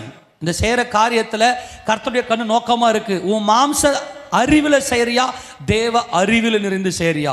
அப்ப தேவ அறிவுல தான் எண்ணங்கள் உற்பத்தி ஆகிறது. அந்த எண்ணங்கள் ஆலோசனையாக மாறி அது செயலாக மகத்துவமாக வெளிப்படுகிறது. அப்போ நீ எந்த அளவுக்கு தேவனை அறிந்திருக்கிறியோ, தேவ அறிவில் நிறைந்திருக்கிறியோ, அந்த அளவுக்கு உன் காரியங்களை கர்த்தர் வாய்க்க பண்ணுகிறார். ஆமேன் சொல்லாமா? நல்லா கவனிங்க. அப்ப நம்ம என்ன செய்யணும்னா, நீ என்ன செய்யணும்? வேத வசனத்தின் மேல தாகம் இருக்கு. சொல்லுங்க, எப்படி இருக்கணும்? தாகமா இருக்கணும். ஆண்டவரே, உம்முடைய வசனத்தை நான் எப்படி தாகமா தண்ணிக்கு மேல தாகமா இருந்துச்சு, நமக்கு எப்படி நாவெல்லாம் வறண்டு போய் எதுவுமே நமக்கு செய்ய தோணாது, இப்போ தண்ணி குடிச்சே ஆகணுன்ற மாதிரி இருக்குதோ, அதே போல நம்முடைய இருதயத்தில் ஒவ்வொரு வினாடியும் உங்கள் வசனத்தை நான் கற்றுக்கணும் ஆண்டவரே, வசனத்தின் மேலே தாகத்தை கொடுங்கப்பான்னு சொல்லி கிறிஸ்துவையும் தேவனையும் அறிகிற அந்த அறிவில் நீங்கள் வந்துட்டீங்கன்னா உங்களுக்கு மகிமையான ஆலோசனையை கொடுப்பார். 32ஆம் சங்கீதத்தில் 8ஆம் வசனத்தை வாசிக்கும்போது, நான் உனக்கு போதித்து நீ நடக்க வேண்டிய வழியை உனக்கு காட்டுவேன், உன்மேல் என் கண்ணை வைத்து உனக்கு ஆலோசனை சொல்லுவேன். நான் உனக்கு போதித்து, எதை போதிக்கிறாரு? வசனத்தை போதிக்கிறாரு. எல்லாம் சொல்லுங்க, எதை போதிக்கிறாரு? எதை போதிக்கிறாரு? வசனத்தை போதிக்கிறாரு. அதான் சொல்றேனே, உங்களுக்கு படிப்பறிவே தேவை கிடையாது. உங்க மனசுக்குள்ள ஒரு தாகம் இருந்துச்சுன்னா, பரிசுத்த ஆவியானவருடைய அபிஷேகத்தை பெற்றுக்கொண்டீங்கன்னா, வசனத்தை அப்படியே உங்க மனசுக்குள்ள அப்படியே உங்களுக்கு புரிதா மாதிரி விளக்கி காண்பிப்பார். நான் உனக்கு போதித்து, எதை போதிக்கிறாரு? அதை தான் நான் சொல்றேன், வசனத்தை போதிக்கிறார். நீங்க சர்ச்சுக்குள்ள வந்துட்டு வசனத்துக்கும் உங்களுக்கும் சம்பந்தமே இல்லாம இன்னைக்கு ஏதோ ஆண்டவர் ஏதோ பண்ணுவாரான்னு சொல்லி வரீங்களா? வாங்க, கர்த்தருக்கு ஸ்தோத்திரம். ஆனால் நீங்க கர்த்தரோடு நீங்க உறவில் இருக்கிறீங்க என்பதை எப்போ நம்ம ப்ரூவ் பண்ணிக்கலாம் அப்படின்னா, சபையில் கர்த்தருடைய வசனம் கர்த்தர் இன்னைக்கு எப்படி போதிப்பார், அவருடைய வார்த்தை இன்னைக்கு எனக்கு என்ன உணர்வை கொடுக்கும், என்னை எப்படி கரெக்ஷன் பண்ணும் அப்படின்னு சொல்லி அவருடைய போதனைக்கு என்னை சிட்சித்து, உம்முடைய வேதத்தை போதிக்கிற மனுஷன் பாக்கியவன். போதனை அப்படின்னா சிட்சித்து வரும், உன்னை அப்படியே கண்டித்து உணர்த்தும். நீ பைபிளை வாசிச்சேன்னா உன் பாவத்தை அப்படியே கண்டித்து உணர்த்தும். அப்போ கர்த்தர் என்ன சொல்கிறாருன்னா, ஒழுங்காக பைபிளை படிச்சுடு, உன் வார்த்தையெல்லாம் இந்த லூஸ் ஸ்டாக்லாம் பண்ண மாட்டேன். சிலதை பார்த்தீங்கன்னா தேவையில்லாத வார்த்தையை விட்டுட்டு வாயை புண்ணாக்கின்னு உட்காந்துருக்கும், பார்த்துறீங்களா? அதுக்கு காரணம் என்ன தெரியுமா? அறிவு இல்லை, போதனை இல்லை, கிறிஸ்துவனுடைய போதனை அவர்களுக்கு இல்லை. அதுதான் இன்னைக்கு பிரச்சனை. கவனிங்களேன், அங்கே சொல்றாரு பாருங்க, மறுபடியும் எல்லாம் சேர்ந்து வாசி 8. நான் உனக்கு போதித்து நீ நடக்க வேண்டிய வழியை உனக்கு காட்டுவேன், உன்மேல் என் கண்ணை வைத்து உனக்கு ஆலோசனை சொல்லுவேன். எவ்வளோ பெரிய தேவன்! ஆமென். நீங்க காலையில போய் ஏசப்பா என்னோட பேசுங்க அப்படின்னு நீங்க பைபிளை திறந்து வச்சுக்கணும். நீங்க எப்படி நம்ம ஜெபிக்கணும்? பைபிள் ஓப்பன் பண்ணி வச்சுட்டு அந்த வசனங்கள் அப்படியே தியானித்து, அதுதான் ஜபம். நீங்கள் நல்ல ஒரு ஜபத்தில் ஒரு பவர்ஃபுல்லாக இருக்கிறீங்கன்னா வசனத்தை கொண்டு கர்த்தர்கிட்ட போங்க. நான் உனக்கு போதித்து நீ நடக்க வேண்டிய வழியை நான் உனக்கு காட்டுவேன், உன் செயலில் ஒரு மகத்துவத்தை நான் கட்டளிடுவேன். என் மகனே, என் மகளே, இந்த பாதையில் நீங்கள் போனீங்கன்னா உங்கள் காரியங்கள் வாய்க்குன்னு சொல்லி அப்படியே அந்த ஆலோசனை அப்படியே மாற்றுவார். மாம்சத்தில் நம்ம என்ன பண்ணுவோன்னா, ஒரு சில ஆலோசனையை வச்சுக்கின்னு நம்ம உட்காந்துருப்போம், இதெல்லாம் செய்யலாமான்னு. ஆனால் நமக்கு தெரியாது இது எப்படிப்பட்ட ஒரு விபரீதத்தில் போய் முடியும், எப்படிப்பட்ட ஒரு தீங்கில் போய் முடியும்னு. ஆனால் கர்த்தருடைய சமூகத்தில் போய் நீங்கள் நின்று இந்த வேதத்தை வாசித்து அப்படியே நீங்கள் நிற்பீங்க, அவர் உங்களுக்கு போதிப்பார். அந்த ஆலோசனை மகிமையாக இருக்கும். உன் மேலே என் கண்ணை வச்சிருவேன். யாரெல்லாம் வேதத்தை வாசிக்கிறாங்களோ, யாரெல்லாம் கர்த்தருடைய சத்தத்தை கேட்குறாங்களோ, அவங்க மேலே அவருடைய கண் அப்படியே ஓப்பன்லேயே இருக்கும். அவர் இஸ்ரவேலை காக்கிற தேவன், தூங்குவதும் இல்லை உறங்குவதும் இல்லை, உன்னை கண்மணியிலே வச்சு பாதுகாக்கிறார். கண்மணியிலே வச்சு பாதுகாக்கிறார். வசனத்தை கேட்கணும், சபையில் கொடுக்குற வசனத்தை உத்து கவனிக்கணும். இன்னைக்கு ஆண்டவர் எப்படிப்பட்டவர்? கிறிஸ்து யார், கிறிஸ்துவனுடைய அன்பு எவ்வளவு பெருசு என்பதை உத்துரி கவனிக்க ஆரம்பிச்சேன்னா அவருடைய கண்கள் உன் மேல பதிஞ்சிடும். ஆனா நீ எப்படி இருக்கிறது தெரியுமா? அடுத்த வருஷம் சொல்றாரு பாருங்க, வாரினாலும் கடிவாளத்தினாலும் வாய் கட்டப்பட்டால் ஒழிய உன் கிட்ட சேராத புத்தி இல்லாத குதிரையை போலவும் கோவேறு கழுதையை போலவும் இருக்க வேண்டாம். சில பேருடைய வாயினால் தான் என்ன பண்றாங்க, அழியிறாங்க. ஏன் அவங்க வாயினால் அவங்க அழியிறாங்க? அவங்களுடைய எண்ணங்கள் அவங்க மாம்ச அறிவிலிருந்து உதிக்கிறது, தேவ அறிவில் இல்லை, கிறிஸ்துவின் போதனையில இல்லை. இந்த கோவேறு கழுதைய வாயை கட்டி, அது வாயை கட்டி பாருங்க. அந்த இப்போ நம்ம மாடுகள்லாம் வச்சு நம்ம யூஸ் பண்ணோம்னாக்கா என்ன பண்ணுவாங்க, நம்ம ஊரில் இப்போல்லாம் அந்த மோர கயிறுன்னுவாங்க பார்த்தீங்களா, வாய்க்கு அந்த மோர கயிறை போட்டு வாயை போட்டு நல்லா கட்டி அதை வாயை திறந்து விட்டோம்னா இஷ்டத்துக்கு ஓடும் மேயறதுக்கு. இந்த சில மிருகங்களை வாயை கட்டி, ஏன்னா நீங்கள் தேவ சமூகத்தில் வந்து அவருடைய போதனையை கேட்டிங்கன்னா ஞானமாக பேசுவீங்க, உங்கள் ஆலோசனை ரொம்ப ஞானமாக வரும். நான் இப்போ சொல்கிறேன், உங்களுக்கு ஆலோசனை கொடுக்கறதுக்கு நிறைய பேர் வருவாங்க. அவங்க துன்மார்கரா நீதிமானான்னு பார்த்துக்குங்க. கர்த்தர் கொடுக்குற ஆலோசனையா அல்லது துன்மார்க்க ஆலோசனையா? உன் சொந்தன்றதுனால செவி கொடுக்காத. நீ தேவனுடைய பிள்ளையா இருப்பேன்னா சில மிருகங்களாக தான் இன்னைக்கு சர்ச்சைக்கு வராங்க. என்னது, வேற வழி இல்லை, ஞாயிற்றுக்கிழமை சர்ச்சைக்கு போய் ஆகணும், சபை கூடுது ஏதோ போய் ஆகணும், அப்படியே அல்ல. இந்த வாயை கட்டி கட்டாயப்படுத்தி இழுத்து எடுத்துன்னு வந்து சபையில் உட்கார வச்சு வசந்த போதிச்சோம்னா ஏறவே ஏறாது. அப்படி இருக்காத.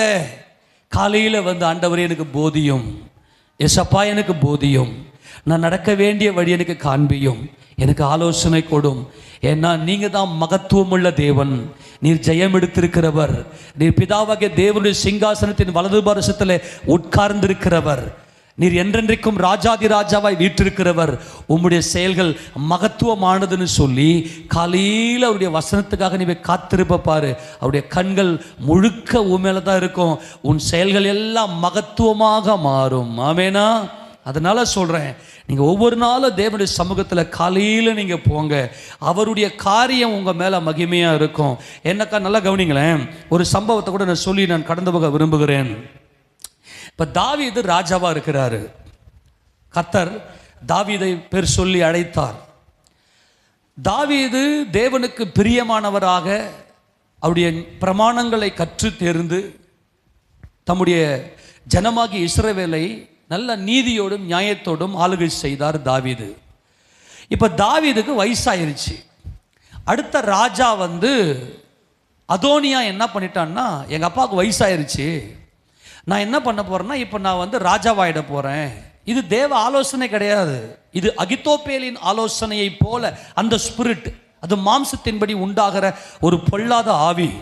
இவன் என்ன செய்கிறான் அப்படின்னா, தேவனுடைய நீதிமான்கள் கிட்ட ஆலோசனை பண்ணாமல் துன்மார்கர்கிட்ட வச்சு ஆலோசனை பண்ணுறான். கவனிங்க, முதல்ல நீங்கள் ஆலோசனை கேட்கணும். ஆலோசனை இல்லாத இடத்துல ஜனங்கள் சீர்கெட்டு போவார்கள். அநேக ஆலோசனைக்காரர் உண்டானால் காரியம் வாய்க்கும். ஆனால் நீங்கள் யாருக்கிட்ட ஆலோசனை பண்ணணும் என்பது ரொம்ப முக்கியம். இது நீ செய்கிறது தேவனுடைய ஆலோசனையா, உன் மேலே பிரியமாக இருக்கிறாங்களா? அப்போ தாவீது ராஜா உயிரோடு இருக்கும்போது ராஜா அடுத்தது யார் ராஜாவாகணும்னு சொல்கிறதுக்கு முன்னாடியே ஆல்ரெடி அது தேவன் தாவீதுக்கு ஆலோசனை கொடுத்துட்டாரு. தாவீதே, உனக்கு பின்னாடி உன் மகனாகிய சாலமோன் தான் உன் சிங்காசனத்தில் உட்காரணும். ஆமேனா? இது யார் கொடுத்தது? தேவனே ஆலோசனை கொடுத்துட்டாரு தாவீதுக்கு. நான் ஒரே ஒரு காரியத்தை சொல்லுகிறேன். இன்றைக்கு ஆண்டவர் என்ன சொல்றாருன்னா, உலக தோற்றத்துக்கு முன்பதாகவே தேவன் உங்களை குறித்த ஒரு நோக்கத்தை கர்த்தர் அறிந்திருக்கிறார். அதை நீங்க அறிய மாட்டீங்க. ஆனா கர்த்தர் அந்த ஆலோசனையின்படி அப்படியே மகத்துவமாய் வாய்க்க செய்கிற தேவன். சாலமோன் தான் ராஜாவாக தாவீதுக்கு அப்பாரம் வரணும்னு சொல்லி தேவன் ஆலோசனை கொடுத்துட்டாரு. ஆனால் சாலமோனுக்கு விரோதமாக அதோனியா எழும்பி ஆலோசனை பண்றான். எத்தனை பேர் காலையில போயிட்டு நீ எனக்கு போதிங்கப்பான்னு நீங்க ஜெபம் பண்றீங்க? உங்களுக்கு விரோதமாய் எழும்புகிற எல்லா அகித்தோப்பேலின் ஆலோசனைகளும் எல்லா துர் ஆலோசனைகளையும் கர்த்தர் ஒன்றுமில்லாமல் போக செய்வார். ஆமென் சொல்லாமா? நல்லா கவனிங்க. இந்த அதோனியா என்ன செய்யறான்னா, பயங்கரமான ஒரு துர்காரியத்தை செய்கிறான். எடுத்து வாசிக்க பார்க்கலாம். 1 ராஜாக்களின் புத்தகம், 1 ராஜாக்களின் புத்தகத்தில் முதலாவது அதிகாரத்தில் இந்த அதோனியா என்ன செய்யறான்? 5ஆம் வசனத்தை வாசிக்க பார்க்கலாம். ஆகித்துக்கு பிறந்த அதோனியா என்பவன் நான் ராஜாவாவேன் என்று சொல்லி தன்னைத்தான் உயர்த்தி, இதாங்க விழுந்து போன ஆவி, தன்னைத்தானே உயர்த்தி கொள்றது. ஆலோசனையே கேட்காது. அவன் எப்படிப்பட்ட ஆலோசனை பண்றான் பாருங்க. தன்னைத்தான், எல்லாம் கவனிக்கிறீங்களா? என்னை குறித்த தேவனுடைய நோக்கம் என்ன, என்னை குறித்த தேவ சித்தம் என்னன்னு சொல்லி யார்கிட்ட போய் நிற்கணும்? சேனைகளின் கர்த்தர்கிட்ட போய் நிற்கணும். ஆமென். சேனைகளின் கர்த்தராகிய நமது ஆண்டவராகிய இயேசு ராஜா கிட்ட போய் நிற்கணும். இவன் என்ன செய்யறான்னா, இஸ்ரவேல்ல அடுத்த ராஜாவாக வரணும்னு சொல்லி யார் திட்டம் கொண்டது? சாலமோன் தான் வரணும். யார் திட்டம் கொண்டது? தேவன் திட்டம் கொண்டுட்டாரு. அவர் ஆலோசனை பண்ணிட்டாரு. ஆமென் சொல்லுங்களேன். உங்களை குறித்த தேவனுடைய ஆலோசனையை எந்த மனுஷனாலும் அவமாக்க முடியாது. இந்த அதோனியா என்ன செய்யறான்னா, தன்னைத்தானே உயர்த்தி கொள்ளுகிறான். உன் ஸ்தானத்தை யாரும் பறிக்க முடியாது. கரங்களை ஊற்றி ஆமென் சொல்லாமா? உன் ஸ்தானத்தை யாருமே பறிக்க முடியாது. உன்னை குறித்த தேவனுடைய அந்த நோக்கம், அவருடைய ஆலோசனை சேனைகளின் கர்த்தர் மகத்துவமாய் செயல்படுத்த வல்லமை உடையவர். இவன் தன்னைத்தானே உயர்த்தி தனக்கு ரதங்களையும் குதிரை வீரரையும் தனக்கு முன் ஓடும் 50 காலாட்களையும் சம்பாதித்தான். அவனுடைய தகப்பன் நீ இப்படி செய்வானேன் என்று அவனை ஒரு காலமும் கடிந்து கொள்ளவில்லை. அவன் மிகவும் அழகுள்ளவனாய் இருந்தான். அப்சலோமுக்கு பின் அவனுடைய தாய் அவனை பெற்றாள்.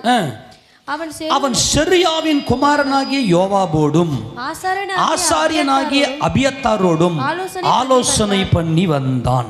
யார்கிட்ட ஆலோசனை பண்றான்? இவனுக்கு சாதகமா. சில பேர் பார்த்தீங்கன்னா நல்ல ஆலோசனை கொடுத்தாக்கா உங்களுக்கு ஒத்து வராது. இது தேவ சித்தம் இல்லை, இதில் போனீங்கன்னா உங்களுக்கு வாய்க்காது, இதை செய்யாதீங்க அப்படின்னு சொன்னால் உங்களுக்கு பிடிக்காது. ஏன்னா இவங்க முழுக்க முழுக்க மாம்சத்தில் இருக்கிறவங்க. இருக்கிறவங்க என்ன அறிவில் இருக்கிறவங்க? மாம்ச அறிவில் இருக்கிறவங்க. இவங்களுக்கு என்ன ஆலோசனை கொடுத்தாலும் பிடிக்காது. இவங்களுக்கு ஏற்றாறு போல சாதகமாக பேசினாங்கன்னா அவங்கள சுற்றி ஒரு கூட்டத்தை வச்சு, அதாவது துன்மார்கருடைய ஆலோசனை, இவர்கள் பாவிகள், இவர்கள் பரியாசக்காரர்கள், இவர்கள் இஸ்மவேலின் வழியில் வந்தவர்கள். இவங்க என்ன செய்கிறாங்கன்னா, இந்த அதோனியா என்ன செய்கிறான்? தேவனுடைய ஆலோசனைக்கு விரோதமாக இப்படிப்பட்ட துன்மார்க்க கூட்டத்தோட கூட ஆலோசனை செய்கிறான். கவனிங்களேன்.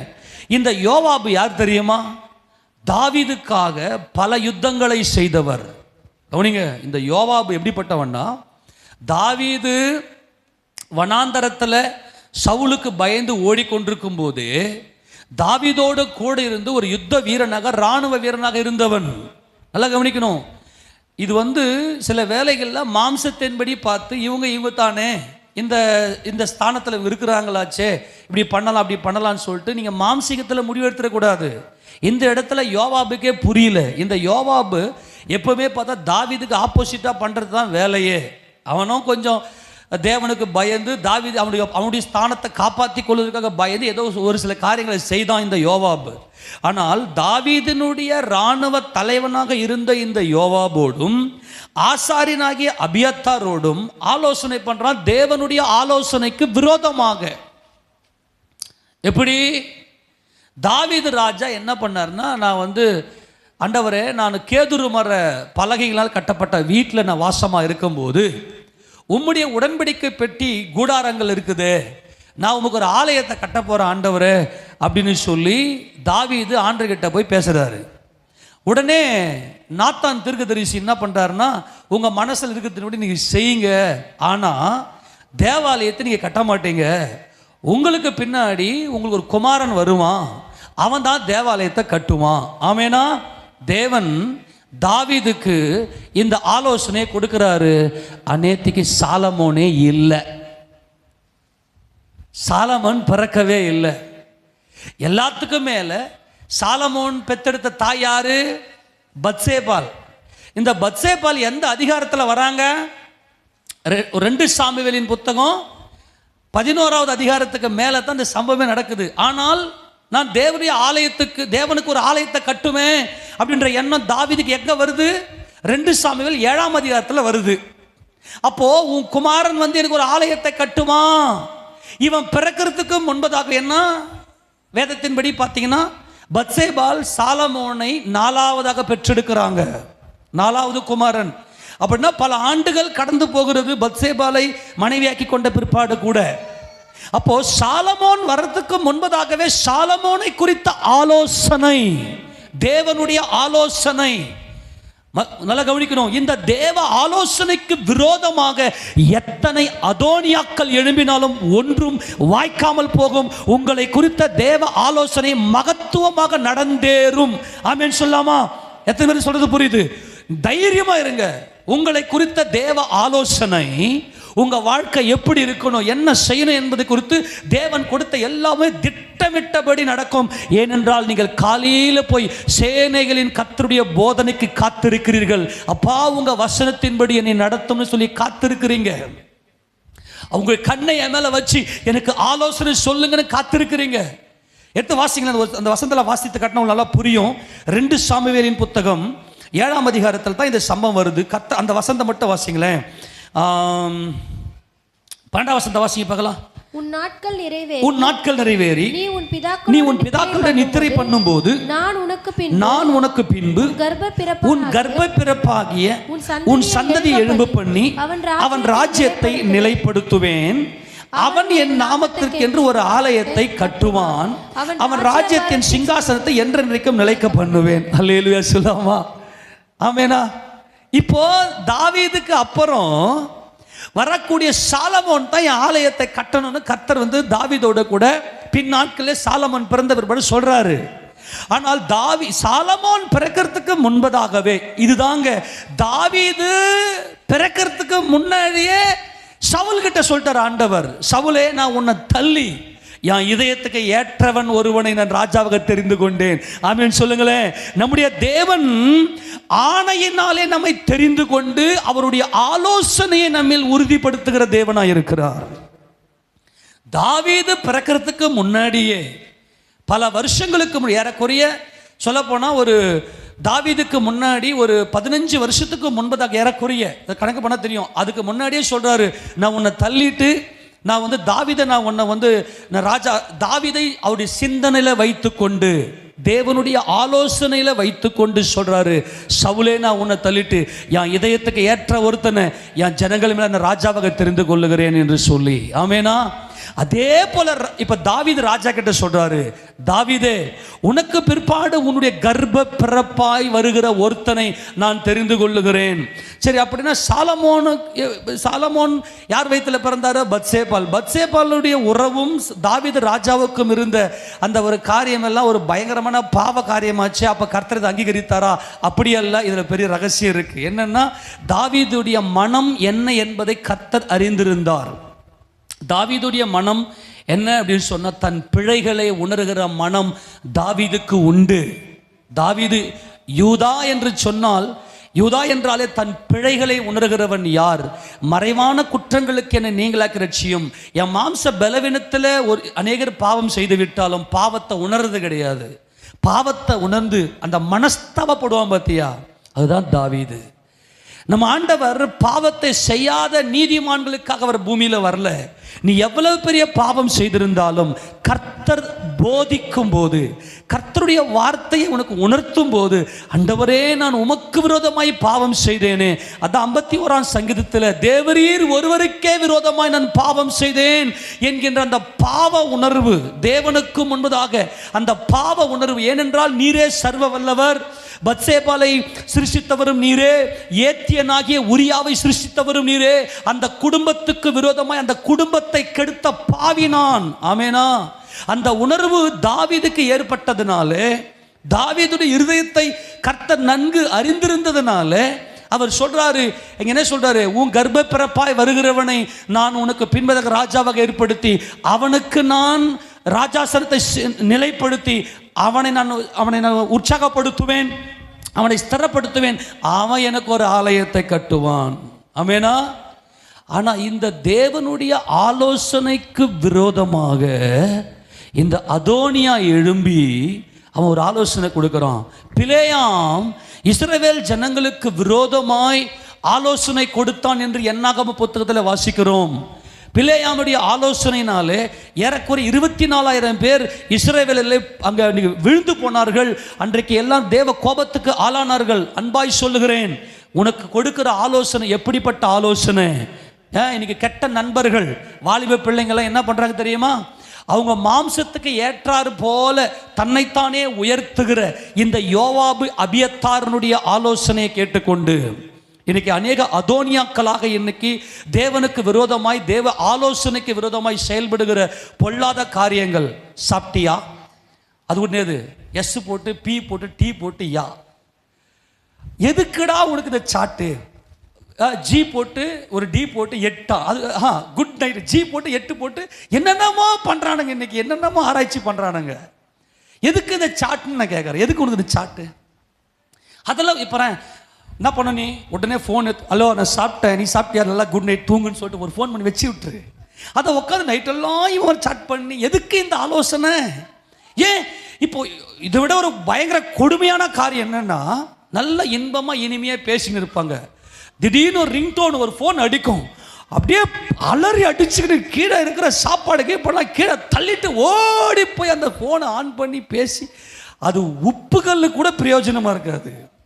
அதை உட்காந்து பேசிக்கின்னு எதுக்கு நீங்கள் இப்படி போகிறீங்க? எனக்கு ஒன்றுமே புரியல. நீங்கள் எந்த ஆலோசனையில் இருக்கிறீங்க? அதோனியாவின் ஆலோசனை என்னது? நான் எப்போ சொல்கிறேன் கவனிங்களேன். உனக்கு விரோதமாக எப்படிப்பட்ட ஆலோசனை நடந்தாலும் உன்னை குறித்த தேவ ஆலோசனை நிறைவேறும். ஆமேனா? உன்னை அழைத்த சேனைகளின் கர்த்தர் மகத்துவமானவர். சில பேருடைய குடும்பம்லாம் பார்த்தேன்னா இன்னைக்கு என்ன பண்ணுறாங்கன்னா டைவர்ஸ் பண்ணுறாங்க. நேற்று ஒரு நியூஸை பார்த்தேன். எவனோ ஒரு ஜிவி பிரகாஷ் எவனோ ஒரு தெரியல, அவன் ஏதோ நடிகனா ஏதோ ஒரு தெரியல, சினிமா இண்டஸ்ட்ரியில் இருக்கிறான். அவனும் அவனுடைய மனைவியும் டைவர்ஸ் பண்ண போகிறாங்களாம். திருட்டு பையன் இவங்களெல்லாம். இதெல்லாம் பார்க்குற ஜனங்களுக்கு பார்த்த உடனே என்ன ஆகுதுன்னா, அது மனதில் அந்த ஆலோசனை உட்காந்துருது.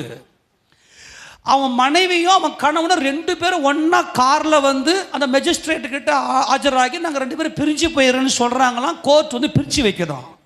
இதை முடித்து விட்டு 2 பேரும் ஒரே காரில் போனாங்க. என்னடா இது இது என்னன்னு சொல்கிறது? இதில் வர ஒரு கொடுமை என்னன்னா, அவங்களுக்கு ஒரு பெண் குழந்தை இருக்குது. அந்த குழந்தையுடைய லைஃப் என்ன ஆகும்? அந்த குழந்தை எதை பார்த்து வளருது? நான் தயவு செய்து சொல்கிறேன், உங்களுடைய ஸ்தானங்கள், உங்களுக்கு எல்லாரையும் குறித்த தேவனுக்கு ஒரு ஆலோசனை இருக்கு. இன்னாருக்கு இன்னார் என்று தேவன் நியமித்து வைத்து ஆலோசனை கொடுக்கிறார். இதெல்லாம் கெடுக்கிற பொல்லாத அதோனியாக்களின் ஆவிகள். என்ன ஒரு கொடுமை! தயவு செய்து சொல்கிறேன், கொஞ்சம் குடும்பத்தை கண்ணோக்கி பாருங்க. உங்கள் ஸ்தானத்தை யாரும் பிரிக்கக்கூடாது. தேவன் பிரிக்க விடமாட்டார். டைவர்ஸ் ஆயிடலாமா, பிரிஞ்சு போயிடலாம், உனக்கு எனக்கு ஒத்து வராது, கர்த்தர் விடமாட்டார். ஆமேன் சொல்லாமா? அவருடைய ஆலோசனை நிற்கும். அவருடைய ஆலோசனை நிலைநிற்கும். அவர் சொல்ல ஆகும், அவர் கட்டளை நிற்கும். சாலமோனே, உன்னை குறித்த தேவ ஆலோசனை மகத்துவமாக நிறைவேறும். எத்தனை அதோனியாக்கள் எழும்பி வந்தாலும் ஒன்றும் வாய்க்காதே போம். ஆனால் இந்த நாத்தான், அப்புறம் பெனாயா, அப்புறம் சாதோக், ஆசாரியனாக சாதோக், இவர்கள் எல்லாம் தேவனுக்கு பயப்படுகிற, தேவனுடைய வார்த்தையை கை கொள்ளுகிற ஒரு கூட்டம். இந்த அதோனியா இவங்களை எல்லாம் ரிஜெக்ட் பண்ணிட்டான். தேவனுடைய ஆலோசனைக்கு விரோதமாய் இவங்கெல்லாம் வரமாட்டாங்கன்னு தெரியும்.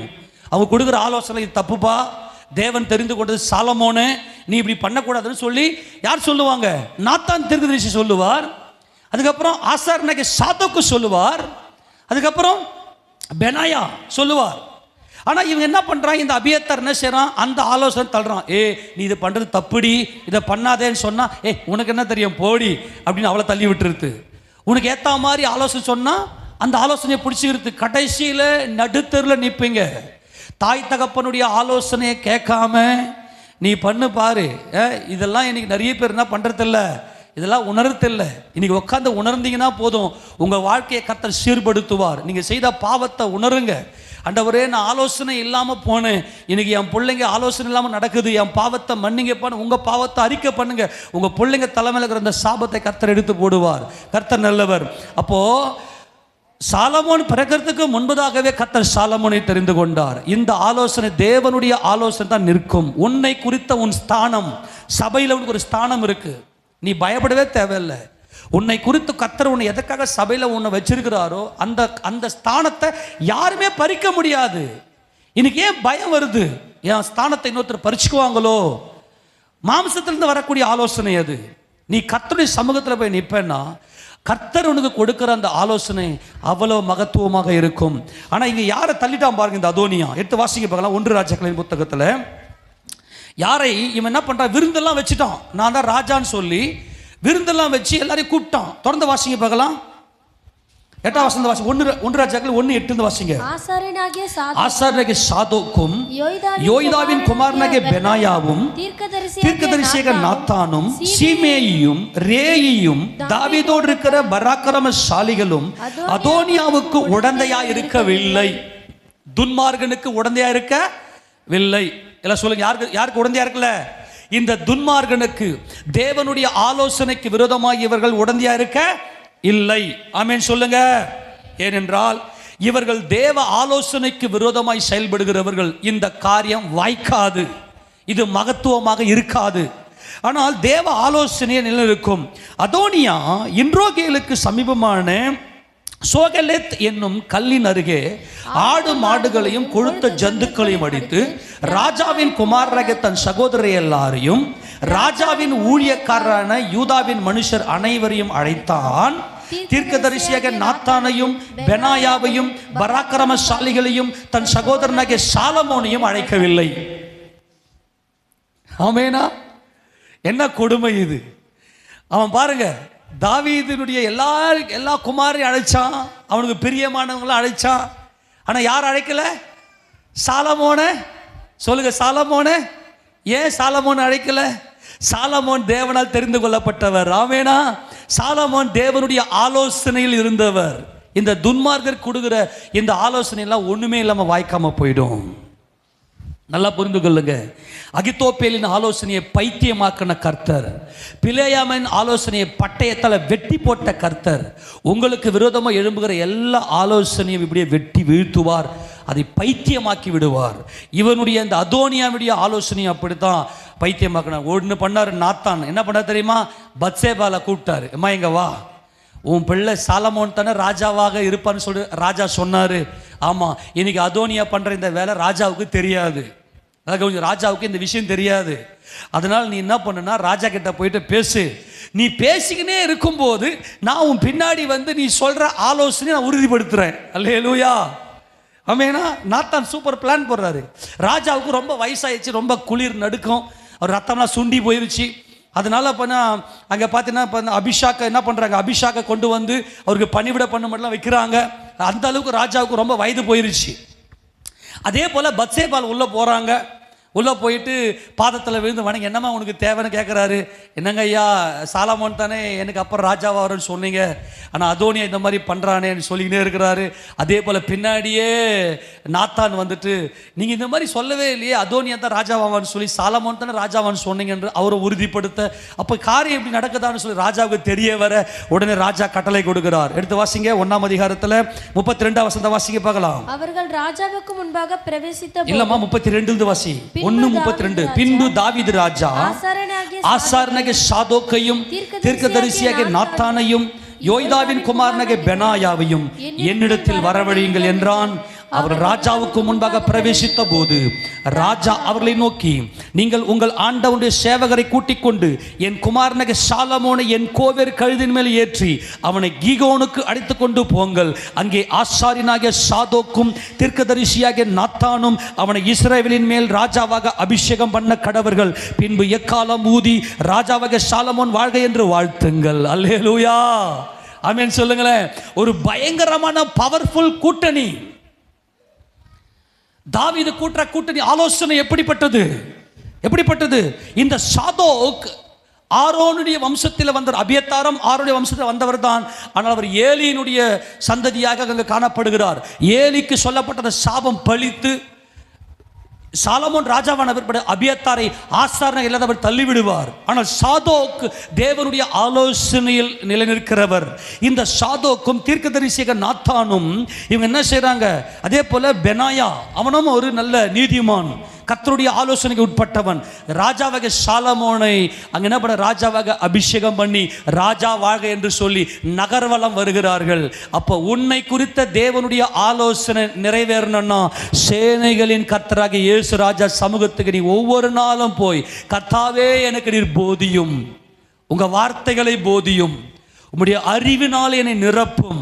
அந்த அறிவில் தான் எண்ணங்கள் உற்பத்தி ஆகி அந்த எண்ணங்கள் ஆலோசனையினாலே ஆலோசிக்கப்பட்டு அது நல்ல மகத்துவமான செயலாக மாறும். இந்த சாலமோன் ராஜாவுடைய காரியத்தை கவனிங்க. இந்த சாலமோன் ராஜா என்ன தெரியுமா கேட்டார்? உள்ள வந்துட்டு, ஆண்டவர் எனக்கு ஞானத்தை கொடுங்கப்பா, உங்க ஜனங்களை நியாய விசாரிக்கிற ஞானத்தை கொடுங்க.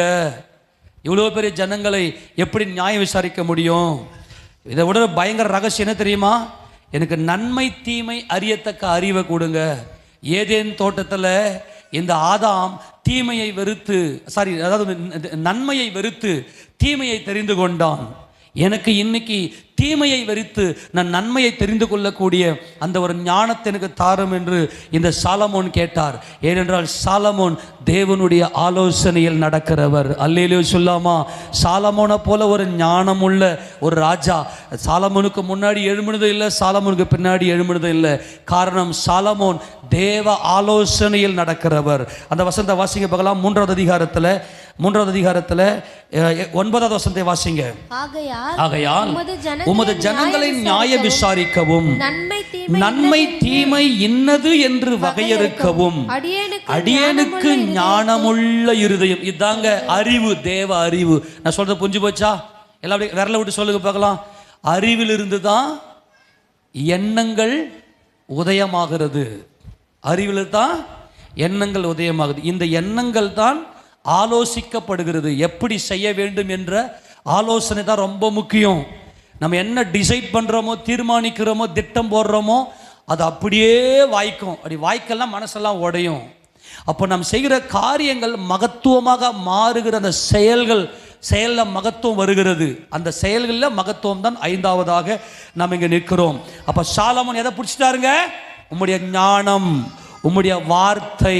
அவள் தான் நான் முடிச்சிட்டேன். அல்லேலூயா. சாலமோன் என்ன கேட்டாரு? உங்க ஞானத்தை கொடுங்க ஆண்டவரே, என் குடும்பத்தை நான் நியாயமாய் நன்மை தீமை என வகையறுக்கணும் ஆண்டவரே. அடியேனுக்கு ஞானமுள்ள இருது தந்தருளும். ஏராளமாயிருக்கிற இந்த உமது ஜனங்களை நியாயம் விசாரிக்க யாராலே ஆகும் என்று சொல்லி சாலமோன் ஆண்டவர்கிட்ட கேட்கிறாரு, உங்க ஞானத்தை தாங்க ஆண்டவரே, நன்மை தீமை அறியக்கூடிய அந்த அறிவை எனக்கு தாரும் ஆண்டவரே. ஏன்னா இன்னைக்கு ஜனங்களுக்கு என்ன தெரியல, வலது கைக்கும் இடது கைக்கும், வலது கையில் தான் சாப்பிடணும், இடது கையில் தான் கழுவணுன்னே தெரியல. அந்த அளவுக்கு கேவலமா யூடியூபை பார்த்து குடும்பம் நடத்தி கொண்டிருக்கிற பொல்லாத காலத்தில் வாழ்ந்து கொண்டிருக்கிறோம். சபையே எச்சரிக்கை. யூடியூப்லேயும் ஸ்டேட்டஸ்லேயும் தான் இன்றைக்கி உலகமே வாழ்க்கையே போயிருக்குது. இன்றைக்கி அதை பண்ணிட்டாவே இன்றைக்கி பெரிய ஞானமா, இவங்களுக்கு பெரிய ஞானவான்கள். பொல்லாத காலத்தில் வாழ்ந்து கொண்டிருக்கிறோம். என் கர்த்தாவே, நீர் எனக்கு ஆலோசனை தாரும், நீர் எனக்கு ஆலோசனை தாரும். மனக்குழப்பம் இன்னைக்கு. தேவனை அறிகிற ஞானம் இல்லை, நன்மை எது தீமை எது என்று தெரியவில்லை. கர்த்தர் அங்கலாய்க்கிறார். அடா பாவீங்களா, வலது கைக்கும் இடது கைக்கும் வித்தியாசம் தெரியலையடா, தின்றத்தம் கடுவர்த்தம் ஒரே கையில் பண்றீங்களாடா. கர்த்தர் அங்கலாய்க்கிற, என் வேதம் இருக்குது, என் வேதத்துக்கு என்ன துரோகம் செய்றீங்க? வேதத்தை கேளுங்கப்பா, வசனத்தின்படி போதிங்க ஆண்டவரை கேளுங்க. இன்னைக்கு ஒவ்வொரு நாளும் காலையில நீர் எனக்கு போதியும் ஆண்டவரே, அவர் சமூகத்தில் போய் அவருடைய நடத்துதலுக்கு, அவருடைய மகத்துவமான செயலுக்கு. ஆமென். சாலமோனை போல, அல்லேலூயா, சாலமோனை போல ஆமென் சொல்லுங்களேன். நீங்க என்ன நடத்துங்கப்பா, ஞானமுள்ள இருதயத்திற்கு தாங்கப்பான்னு சொல்லி யாரெல்லாம் அதிகாலை போய் நிற்கிறீங்களோ உங்கள் காரியங்கள் மகத்துவமாக முடியும் என்று தேவன் சொல்லுகிறார். இதை வாசித்து முடிக்கலாம். 1 நாளாகமத்தின் புத்தகம் 29வது அதிகாரத்தில் இந்த சாலமோனுடைய காரியங்கள் எல்லாம் அவர் ராஜரீகத்தில் கர்த்தர் எப்படி மகத்துவமாய் மாற்றினார் என்பதை 1 நாளாகமம் 29வது அதிகாரத்தில் வாசித்து நாம் முடிக்கலாம். 23 வாசிக்கணும். வாசிமா நல்லா சத்தமா வாசியத. அப்படியே சாலமோன் தன் தகப்பனாகிய தாவீதின் ஸ்தானத்திலே கர்த்தருடைய சிங்காசனத்தில் ராஜாவாய் வீற்றிருந்து பாக்கியசாலியாய் இருந்தான். இஸ்ரவேலர் எல்லாரும் அவனுக்கு கீழ்ப்படிந்தார்கள். ஆமென். ஏன் இன்னைக்கு உன் குடும்பம் உனக்கு கீழ்ப்படியல? உன் ஞானம் மாம்ச ஞானம், மாம்ச அறிவில் இருக்கிற நீ. ஆனால் சாலமோன் தேவ ஞானத்தில் இருந்தபடினாலே எல்லாரும் அவனுக்கு கீழ்ப்படிந்திருந்தார்கள். அவன் பாக்கியசாலியா இருந்தான். அவன் ஸ்தானம் ஸ்திரப்பட்டது. இந்த வசனத்தில் 3 காரியங்கள். சாலமோனின் ஸ்தானம் உறுதிப்படுத்தப்பட்டது. உன் ஸ்தானத்தை யாரும் பறிக்க முடியாது. ஆமென். தேவன் உனக்கு குறித்திருக்கிறதை யாரும் அவமாக்க முடியாது. எந்த ஆலோசனைகளும் உனக்கு விரோதமாய் எழும்ப முடியாது. எத்தனை பேர் விசுவாசிக்கிறீங்க? அல்லேலூயா. தேவன் உனக்கு குறித்திருக்கிறதை எந்த ஆலோசனையும் வாய்க்க முடியவே முடியாது என்பதை உறுதியாய் தெரிந்து கொள்ளுங்கள். இங்கு அவன் ஸ்தானம் உறுதிப்பட்டது. அவன் சிங்காசனத்தில் அவன் பாக்கியசாலியாக இருந்தான். எல்லாரும் அவனுக்கு கீழ்ப்படிந்திருந்தார்கள். சகல பிரபுக்களும் பராக்கிரமசாலிகளும் தாவீது ராஜாவுடைய சகல குமாரரும் கூட ராஜாவாகிய சாலமோனுக்கு அடங்கி இருந்தார்கள். ஏன் இன்னைக்கு உன் பிள்ளை அடங்கல? உனக்கு ஞானம் இல்லை, உன் மாம்ச அறிவு. என் பிள்ளை அடங்க மாட்டேங்குது. எப்படி என்ன பிரச்சனை ஏற்பட்டாலும் நீங்கள் தேவ சமூகத்துக்கு போயிருங்க, உன் பிள்ளைங்க எல்லாரும் அடங்கியிருப்பாங்க. சகோதரர்களுக்கு சண்டை இன்னைக்கு. ஆனால் சாலமோனுடைய சகோதரர்கள்லாம் சாலமோனுக்கு அடங்கி இருந்தார்கள். காரணம் தேவ ஞானத்தினாலே. அப்போ சாலமோனுடைய அறிவு முழுக்க, ஞானம் முழுக்க தேவ ஞானத்தில் இருந்தபடினாலே சாலமோனுடைய எண்ணங்கள்லாம் தூய்மையாக இருந்துச்சு. சாலமோனுடைய ஆலோசனைகள் எல்லாம் மகத்துவமாக இருந்துச்சு, ஆச்சரியமாக இருந்துச்சு. அந்த செயலெல்லாம் மகத்துவமாக தேவன் மாற்றினார். தொடர்ந்து வாசிக்கும் போது இஸ்ரவேலர் எல்லாரும் காண கர்த்தர் சாலமோனை மிகவும் பெரியவனாக்கி அவனுக்கு முன்னே இஸ்ரவேலில் ராஜாவான ஒருவனுக்கும் இல்லாதிருந்த ராஜரீக மகத்துவத்தை அவனுக்கு கட்டளை இட்டார். ஆமென் சொல்லுங்க. இந்த பாருங்க, நான் அந்த வசனத்தை மறுபடியும் வாசிக்கிறேன். இஸ்ரவேலர் எல்லாரும் காண கர்த்தர் சாலமோனை மிகவும் பெரியவனாக்கி அவனுக்கு முன்னே இஸ்ரவேலில் ராஜாவான ஒருவனுக்கும் இல்லாதிருந்த ராஜரீக மகத்துவம். ஆமென் சொல்லுங்க. யாருக்கு கட்டளையிட்டார்? சாலமோனுக்கு. ஏன்? சாலமோனுடைய ஆலோசனை ஆச்சரியமா இருந்தது. சாலமோனுடைய செயல்கள் மகத்துவமா இருந்தது. இந்த மகத்துவம் என்றால் you are unique, you are not comparable. யாரோடு நீ உன்னை கம்பேர் பண்ணவே முடியாது. நீ செய்கிற காரியங்கள் தனித்துவமாக இருக்கும், தனித்துவமாக இருக்கும். சாலமோனை போல ஒருத்தனும் முன்னாடியே இல்லை, சாலமோனுக்கு அப்புறம் எழும்ப போறதும் இல்லை. அப்படி சாலமோனை வேறுபடுத்தி உயர்த்தி உன்னதத்திலே தூக்கி நிறுத்துகிற மகிமையின் கர்த்தர். எத்தனை பேர் சொல்றது புரியுது? உன்னுடைய ராஜரீகம் மகத்துவமாக, do great thing, do great thing, magnificent. உன்னுடைய செயல்கள்லாம் பார்த்தீங்கன்னா அடி உயர்ந்து இருக்கும். இதுதான் தேவன் உனக்கு கொடுக்கிற ஆலோசனை. You are greater thing. நீ செய்கிற எல்லாமே பார்த்தீங்கன்னா எல்லாமே உயர்ந்திருக்கும். அந்த ஒரு செயல்பாடுகள், அப்படிப்பட்ட செயல்பாடு உன் குடும்பத்தார், உன் சபையார், உன்னை பார்த்திருக்கிற அத்தனை பேர் எப்படி இருப்பாங்கன்னா உன்னுடைய செயல்கள் great great. You are pleasure, எல்லாரும் யூ ஆர் குட்னஸ். இதெல்லாம் நல்லா புரிந்து கொண்டு கர்த்தர் உன்னை அந்த அளவுக்கு உயர்த்துவார். காரணம், நீ ஒவ்வொரு நாளும் தேவனுடைய ஆலோசனைக்கு போய் காத்திருக்கிறாய். ஆண்டவரே, உங்கள் வேத அறிவு, உங்கள் சித்தம் என்ன, உம்முடைய ஆலோசனை எப்படிப்பட்டது, உம்முடைய ஞானம் எப்படிப்பட்டது, அப்படி நீ தேவ சொல்ல காத்திருந்தனா சாலமோனை உயர்த்தின தேவன்.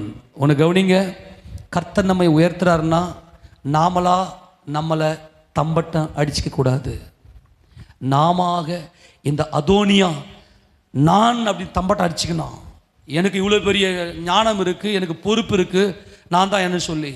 நல்ல கவனி, தேவன் ஒரு மனுஷனை உயர்த்திட்டாருன்னா ஒரு மனுஷனுடைய ஆலோசனை நிலை நிற்காது. ஆமென் சொல்லாமா? கிறிஸ்துவும் தம்மை பிரதான ஆசாரியனாக மாற்றுவதற்கு தம்மை தாமே உயர்த்தவில்லை. நீர் என்னுடைய குமாரன், இன்று நான் உம்மை ஜனிப்பித்தேன் என்று சொல்லவராலே அவர் உயர்த்தப்பட்டார். ஆமேனா?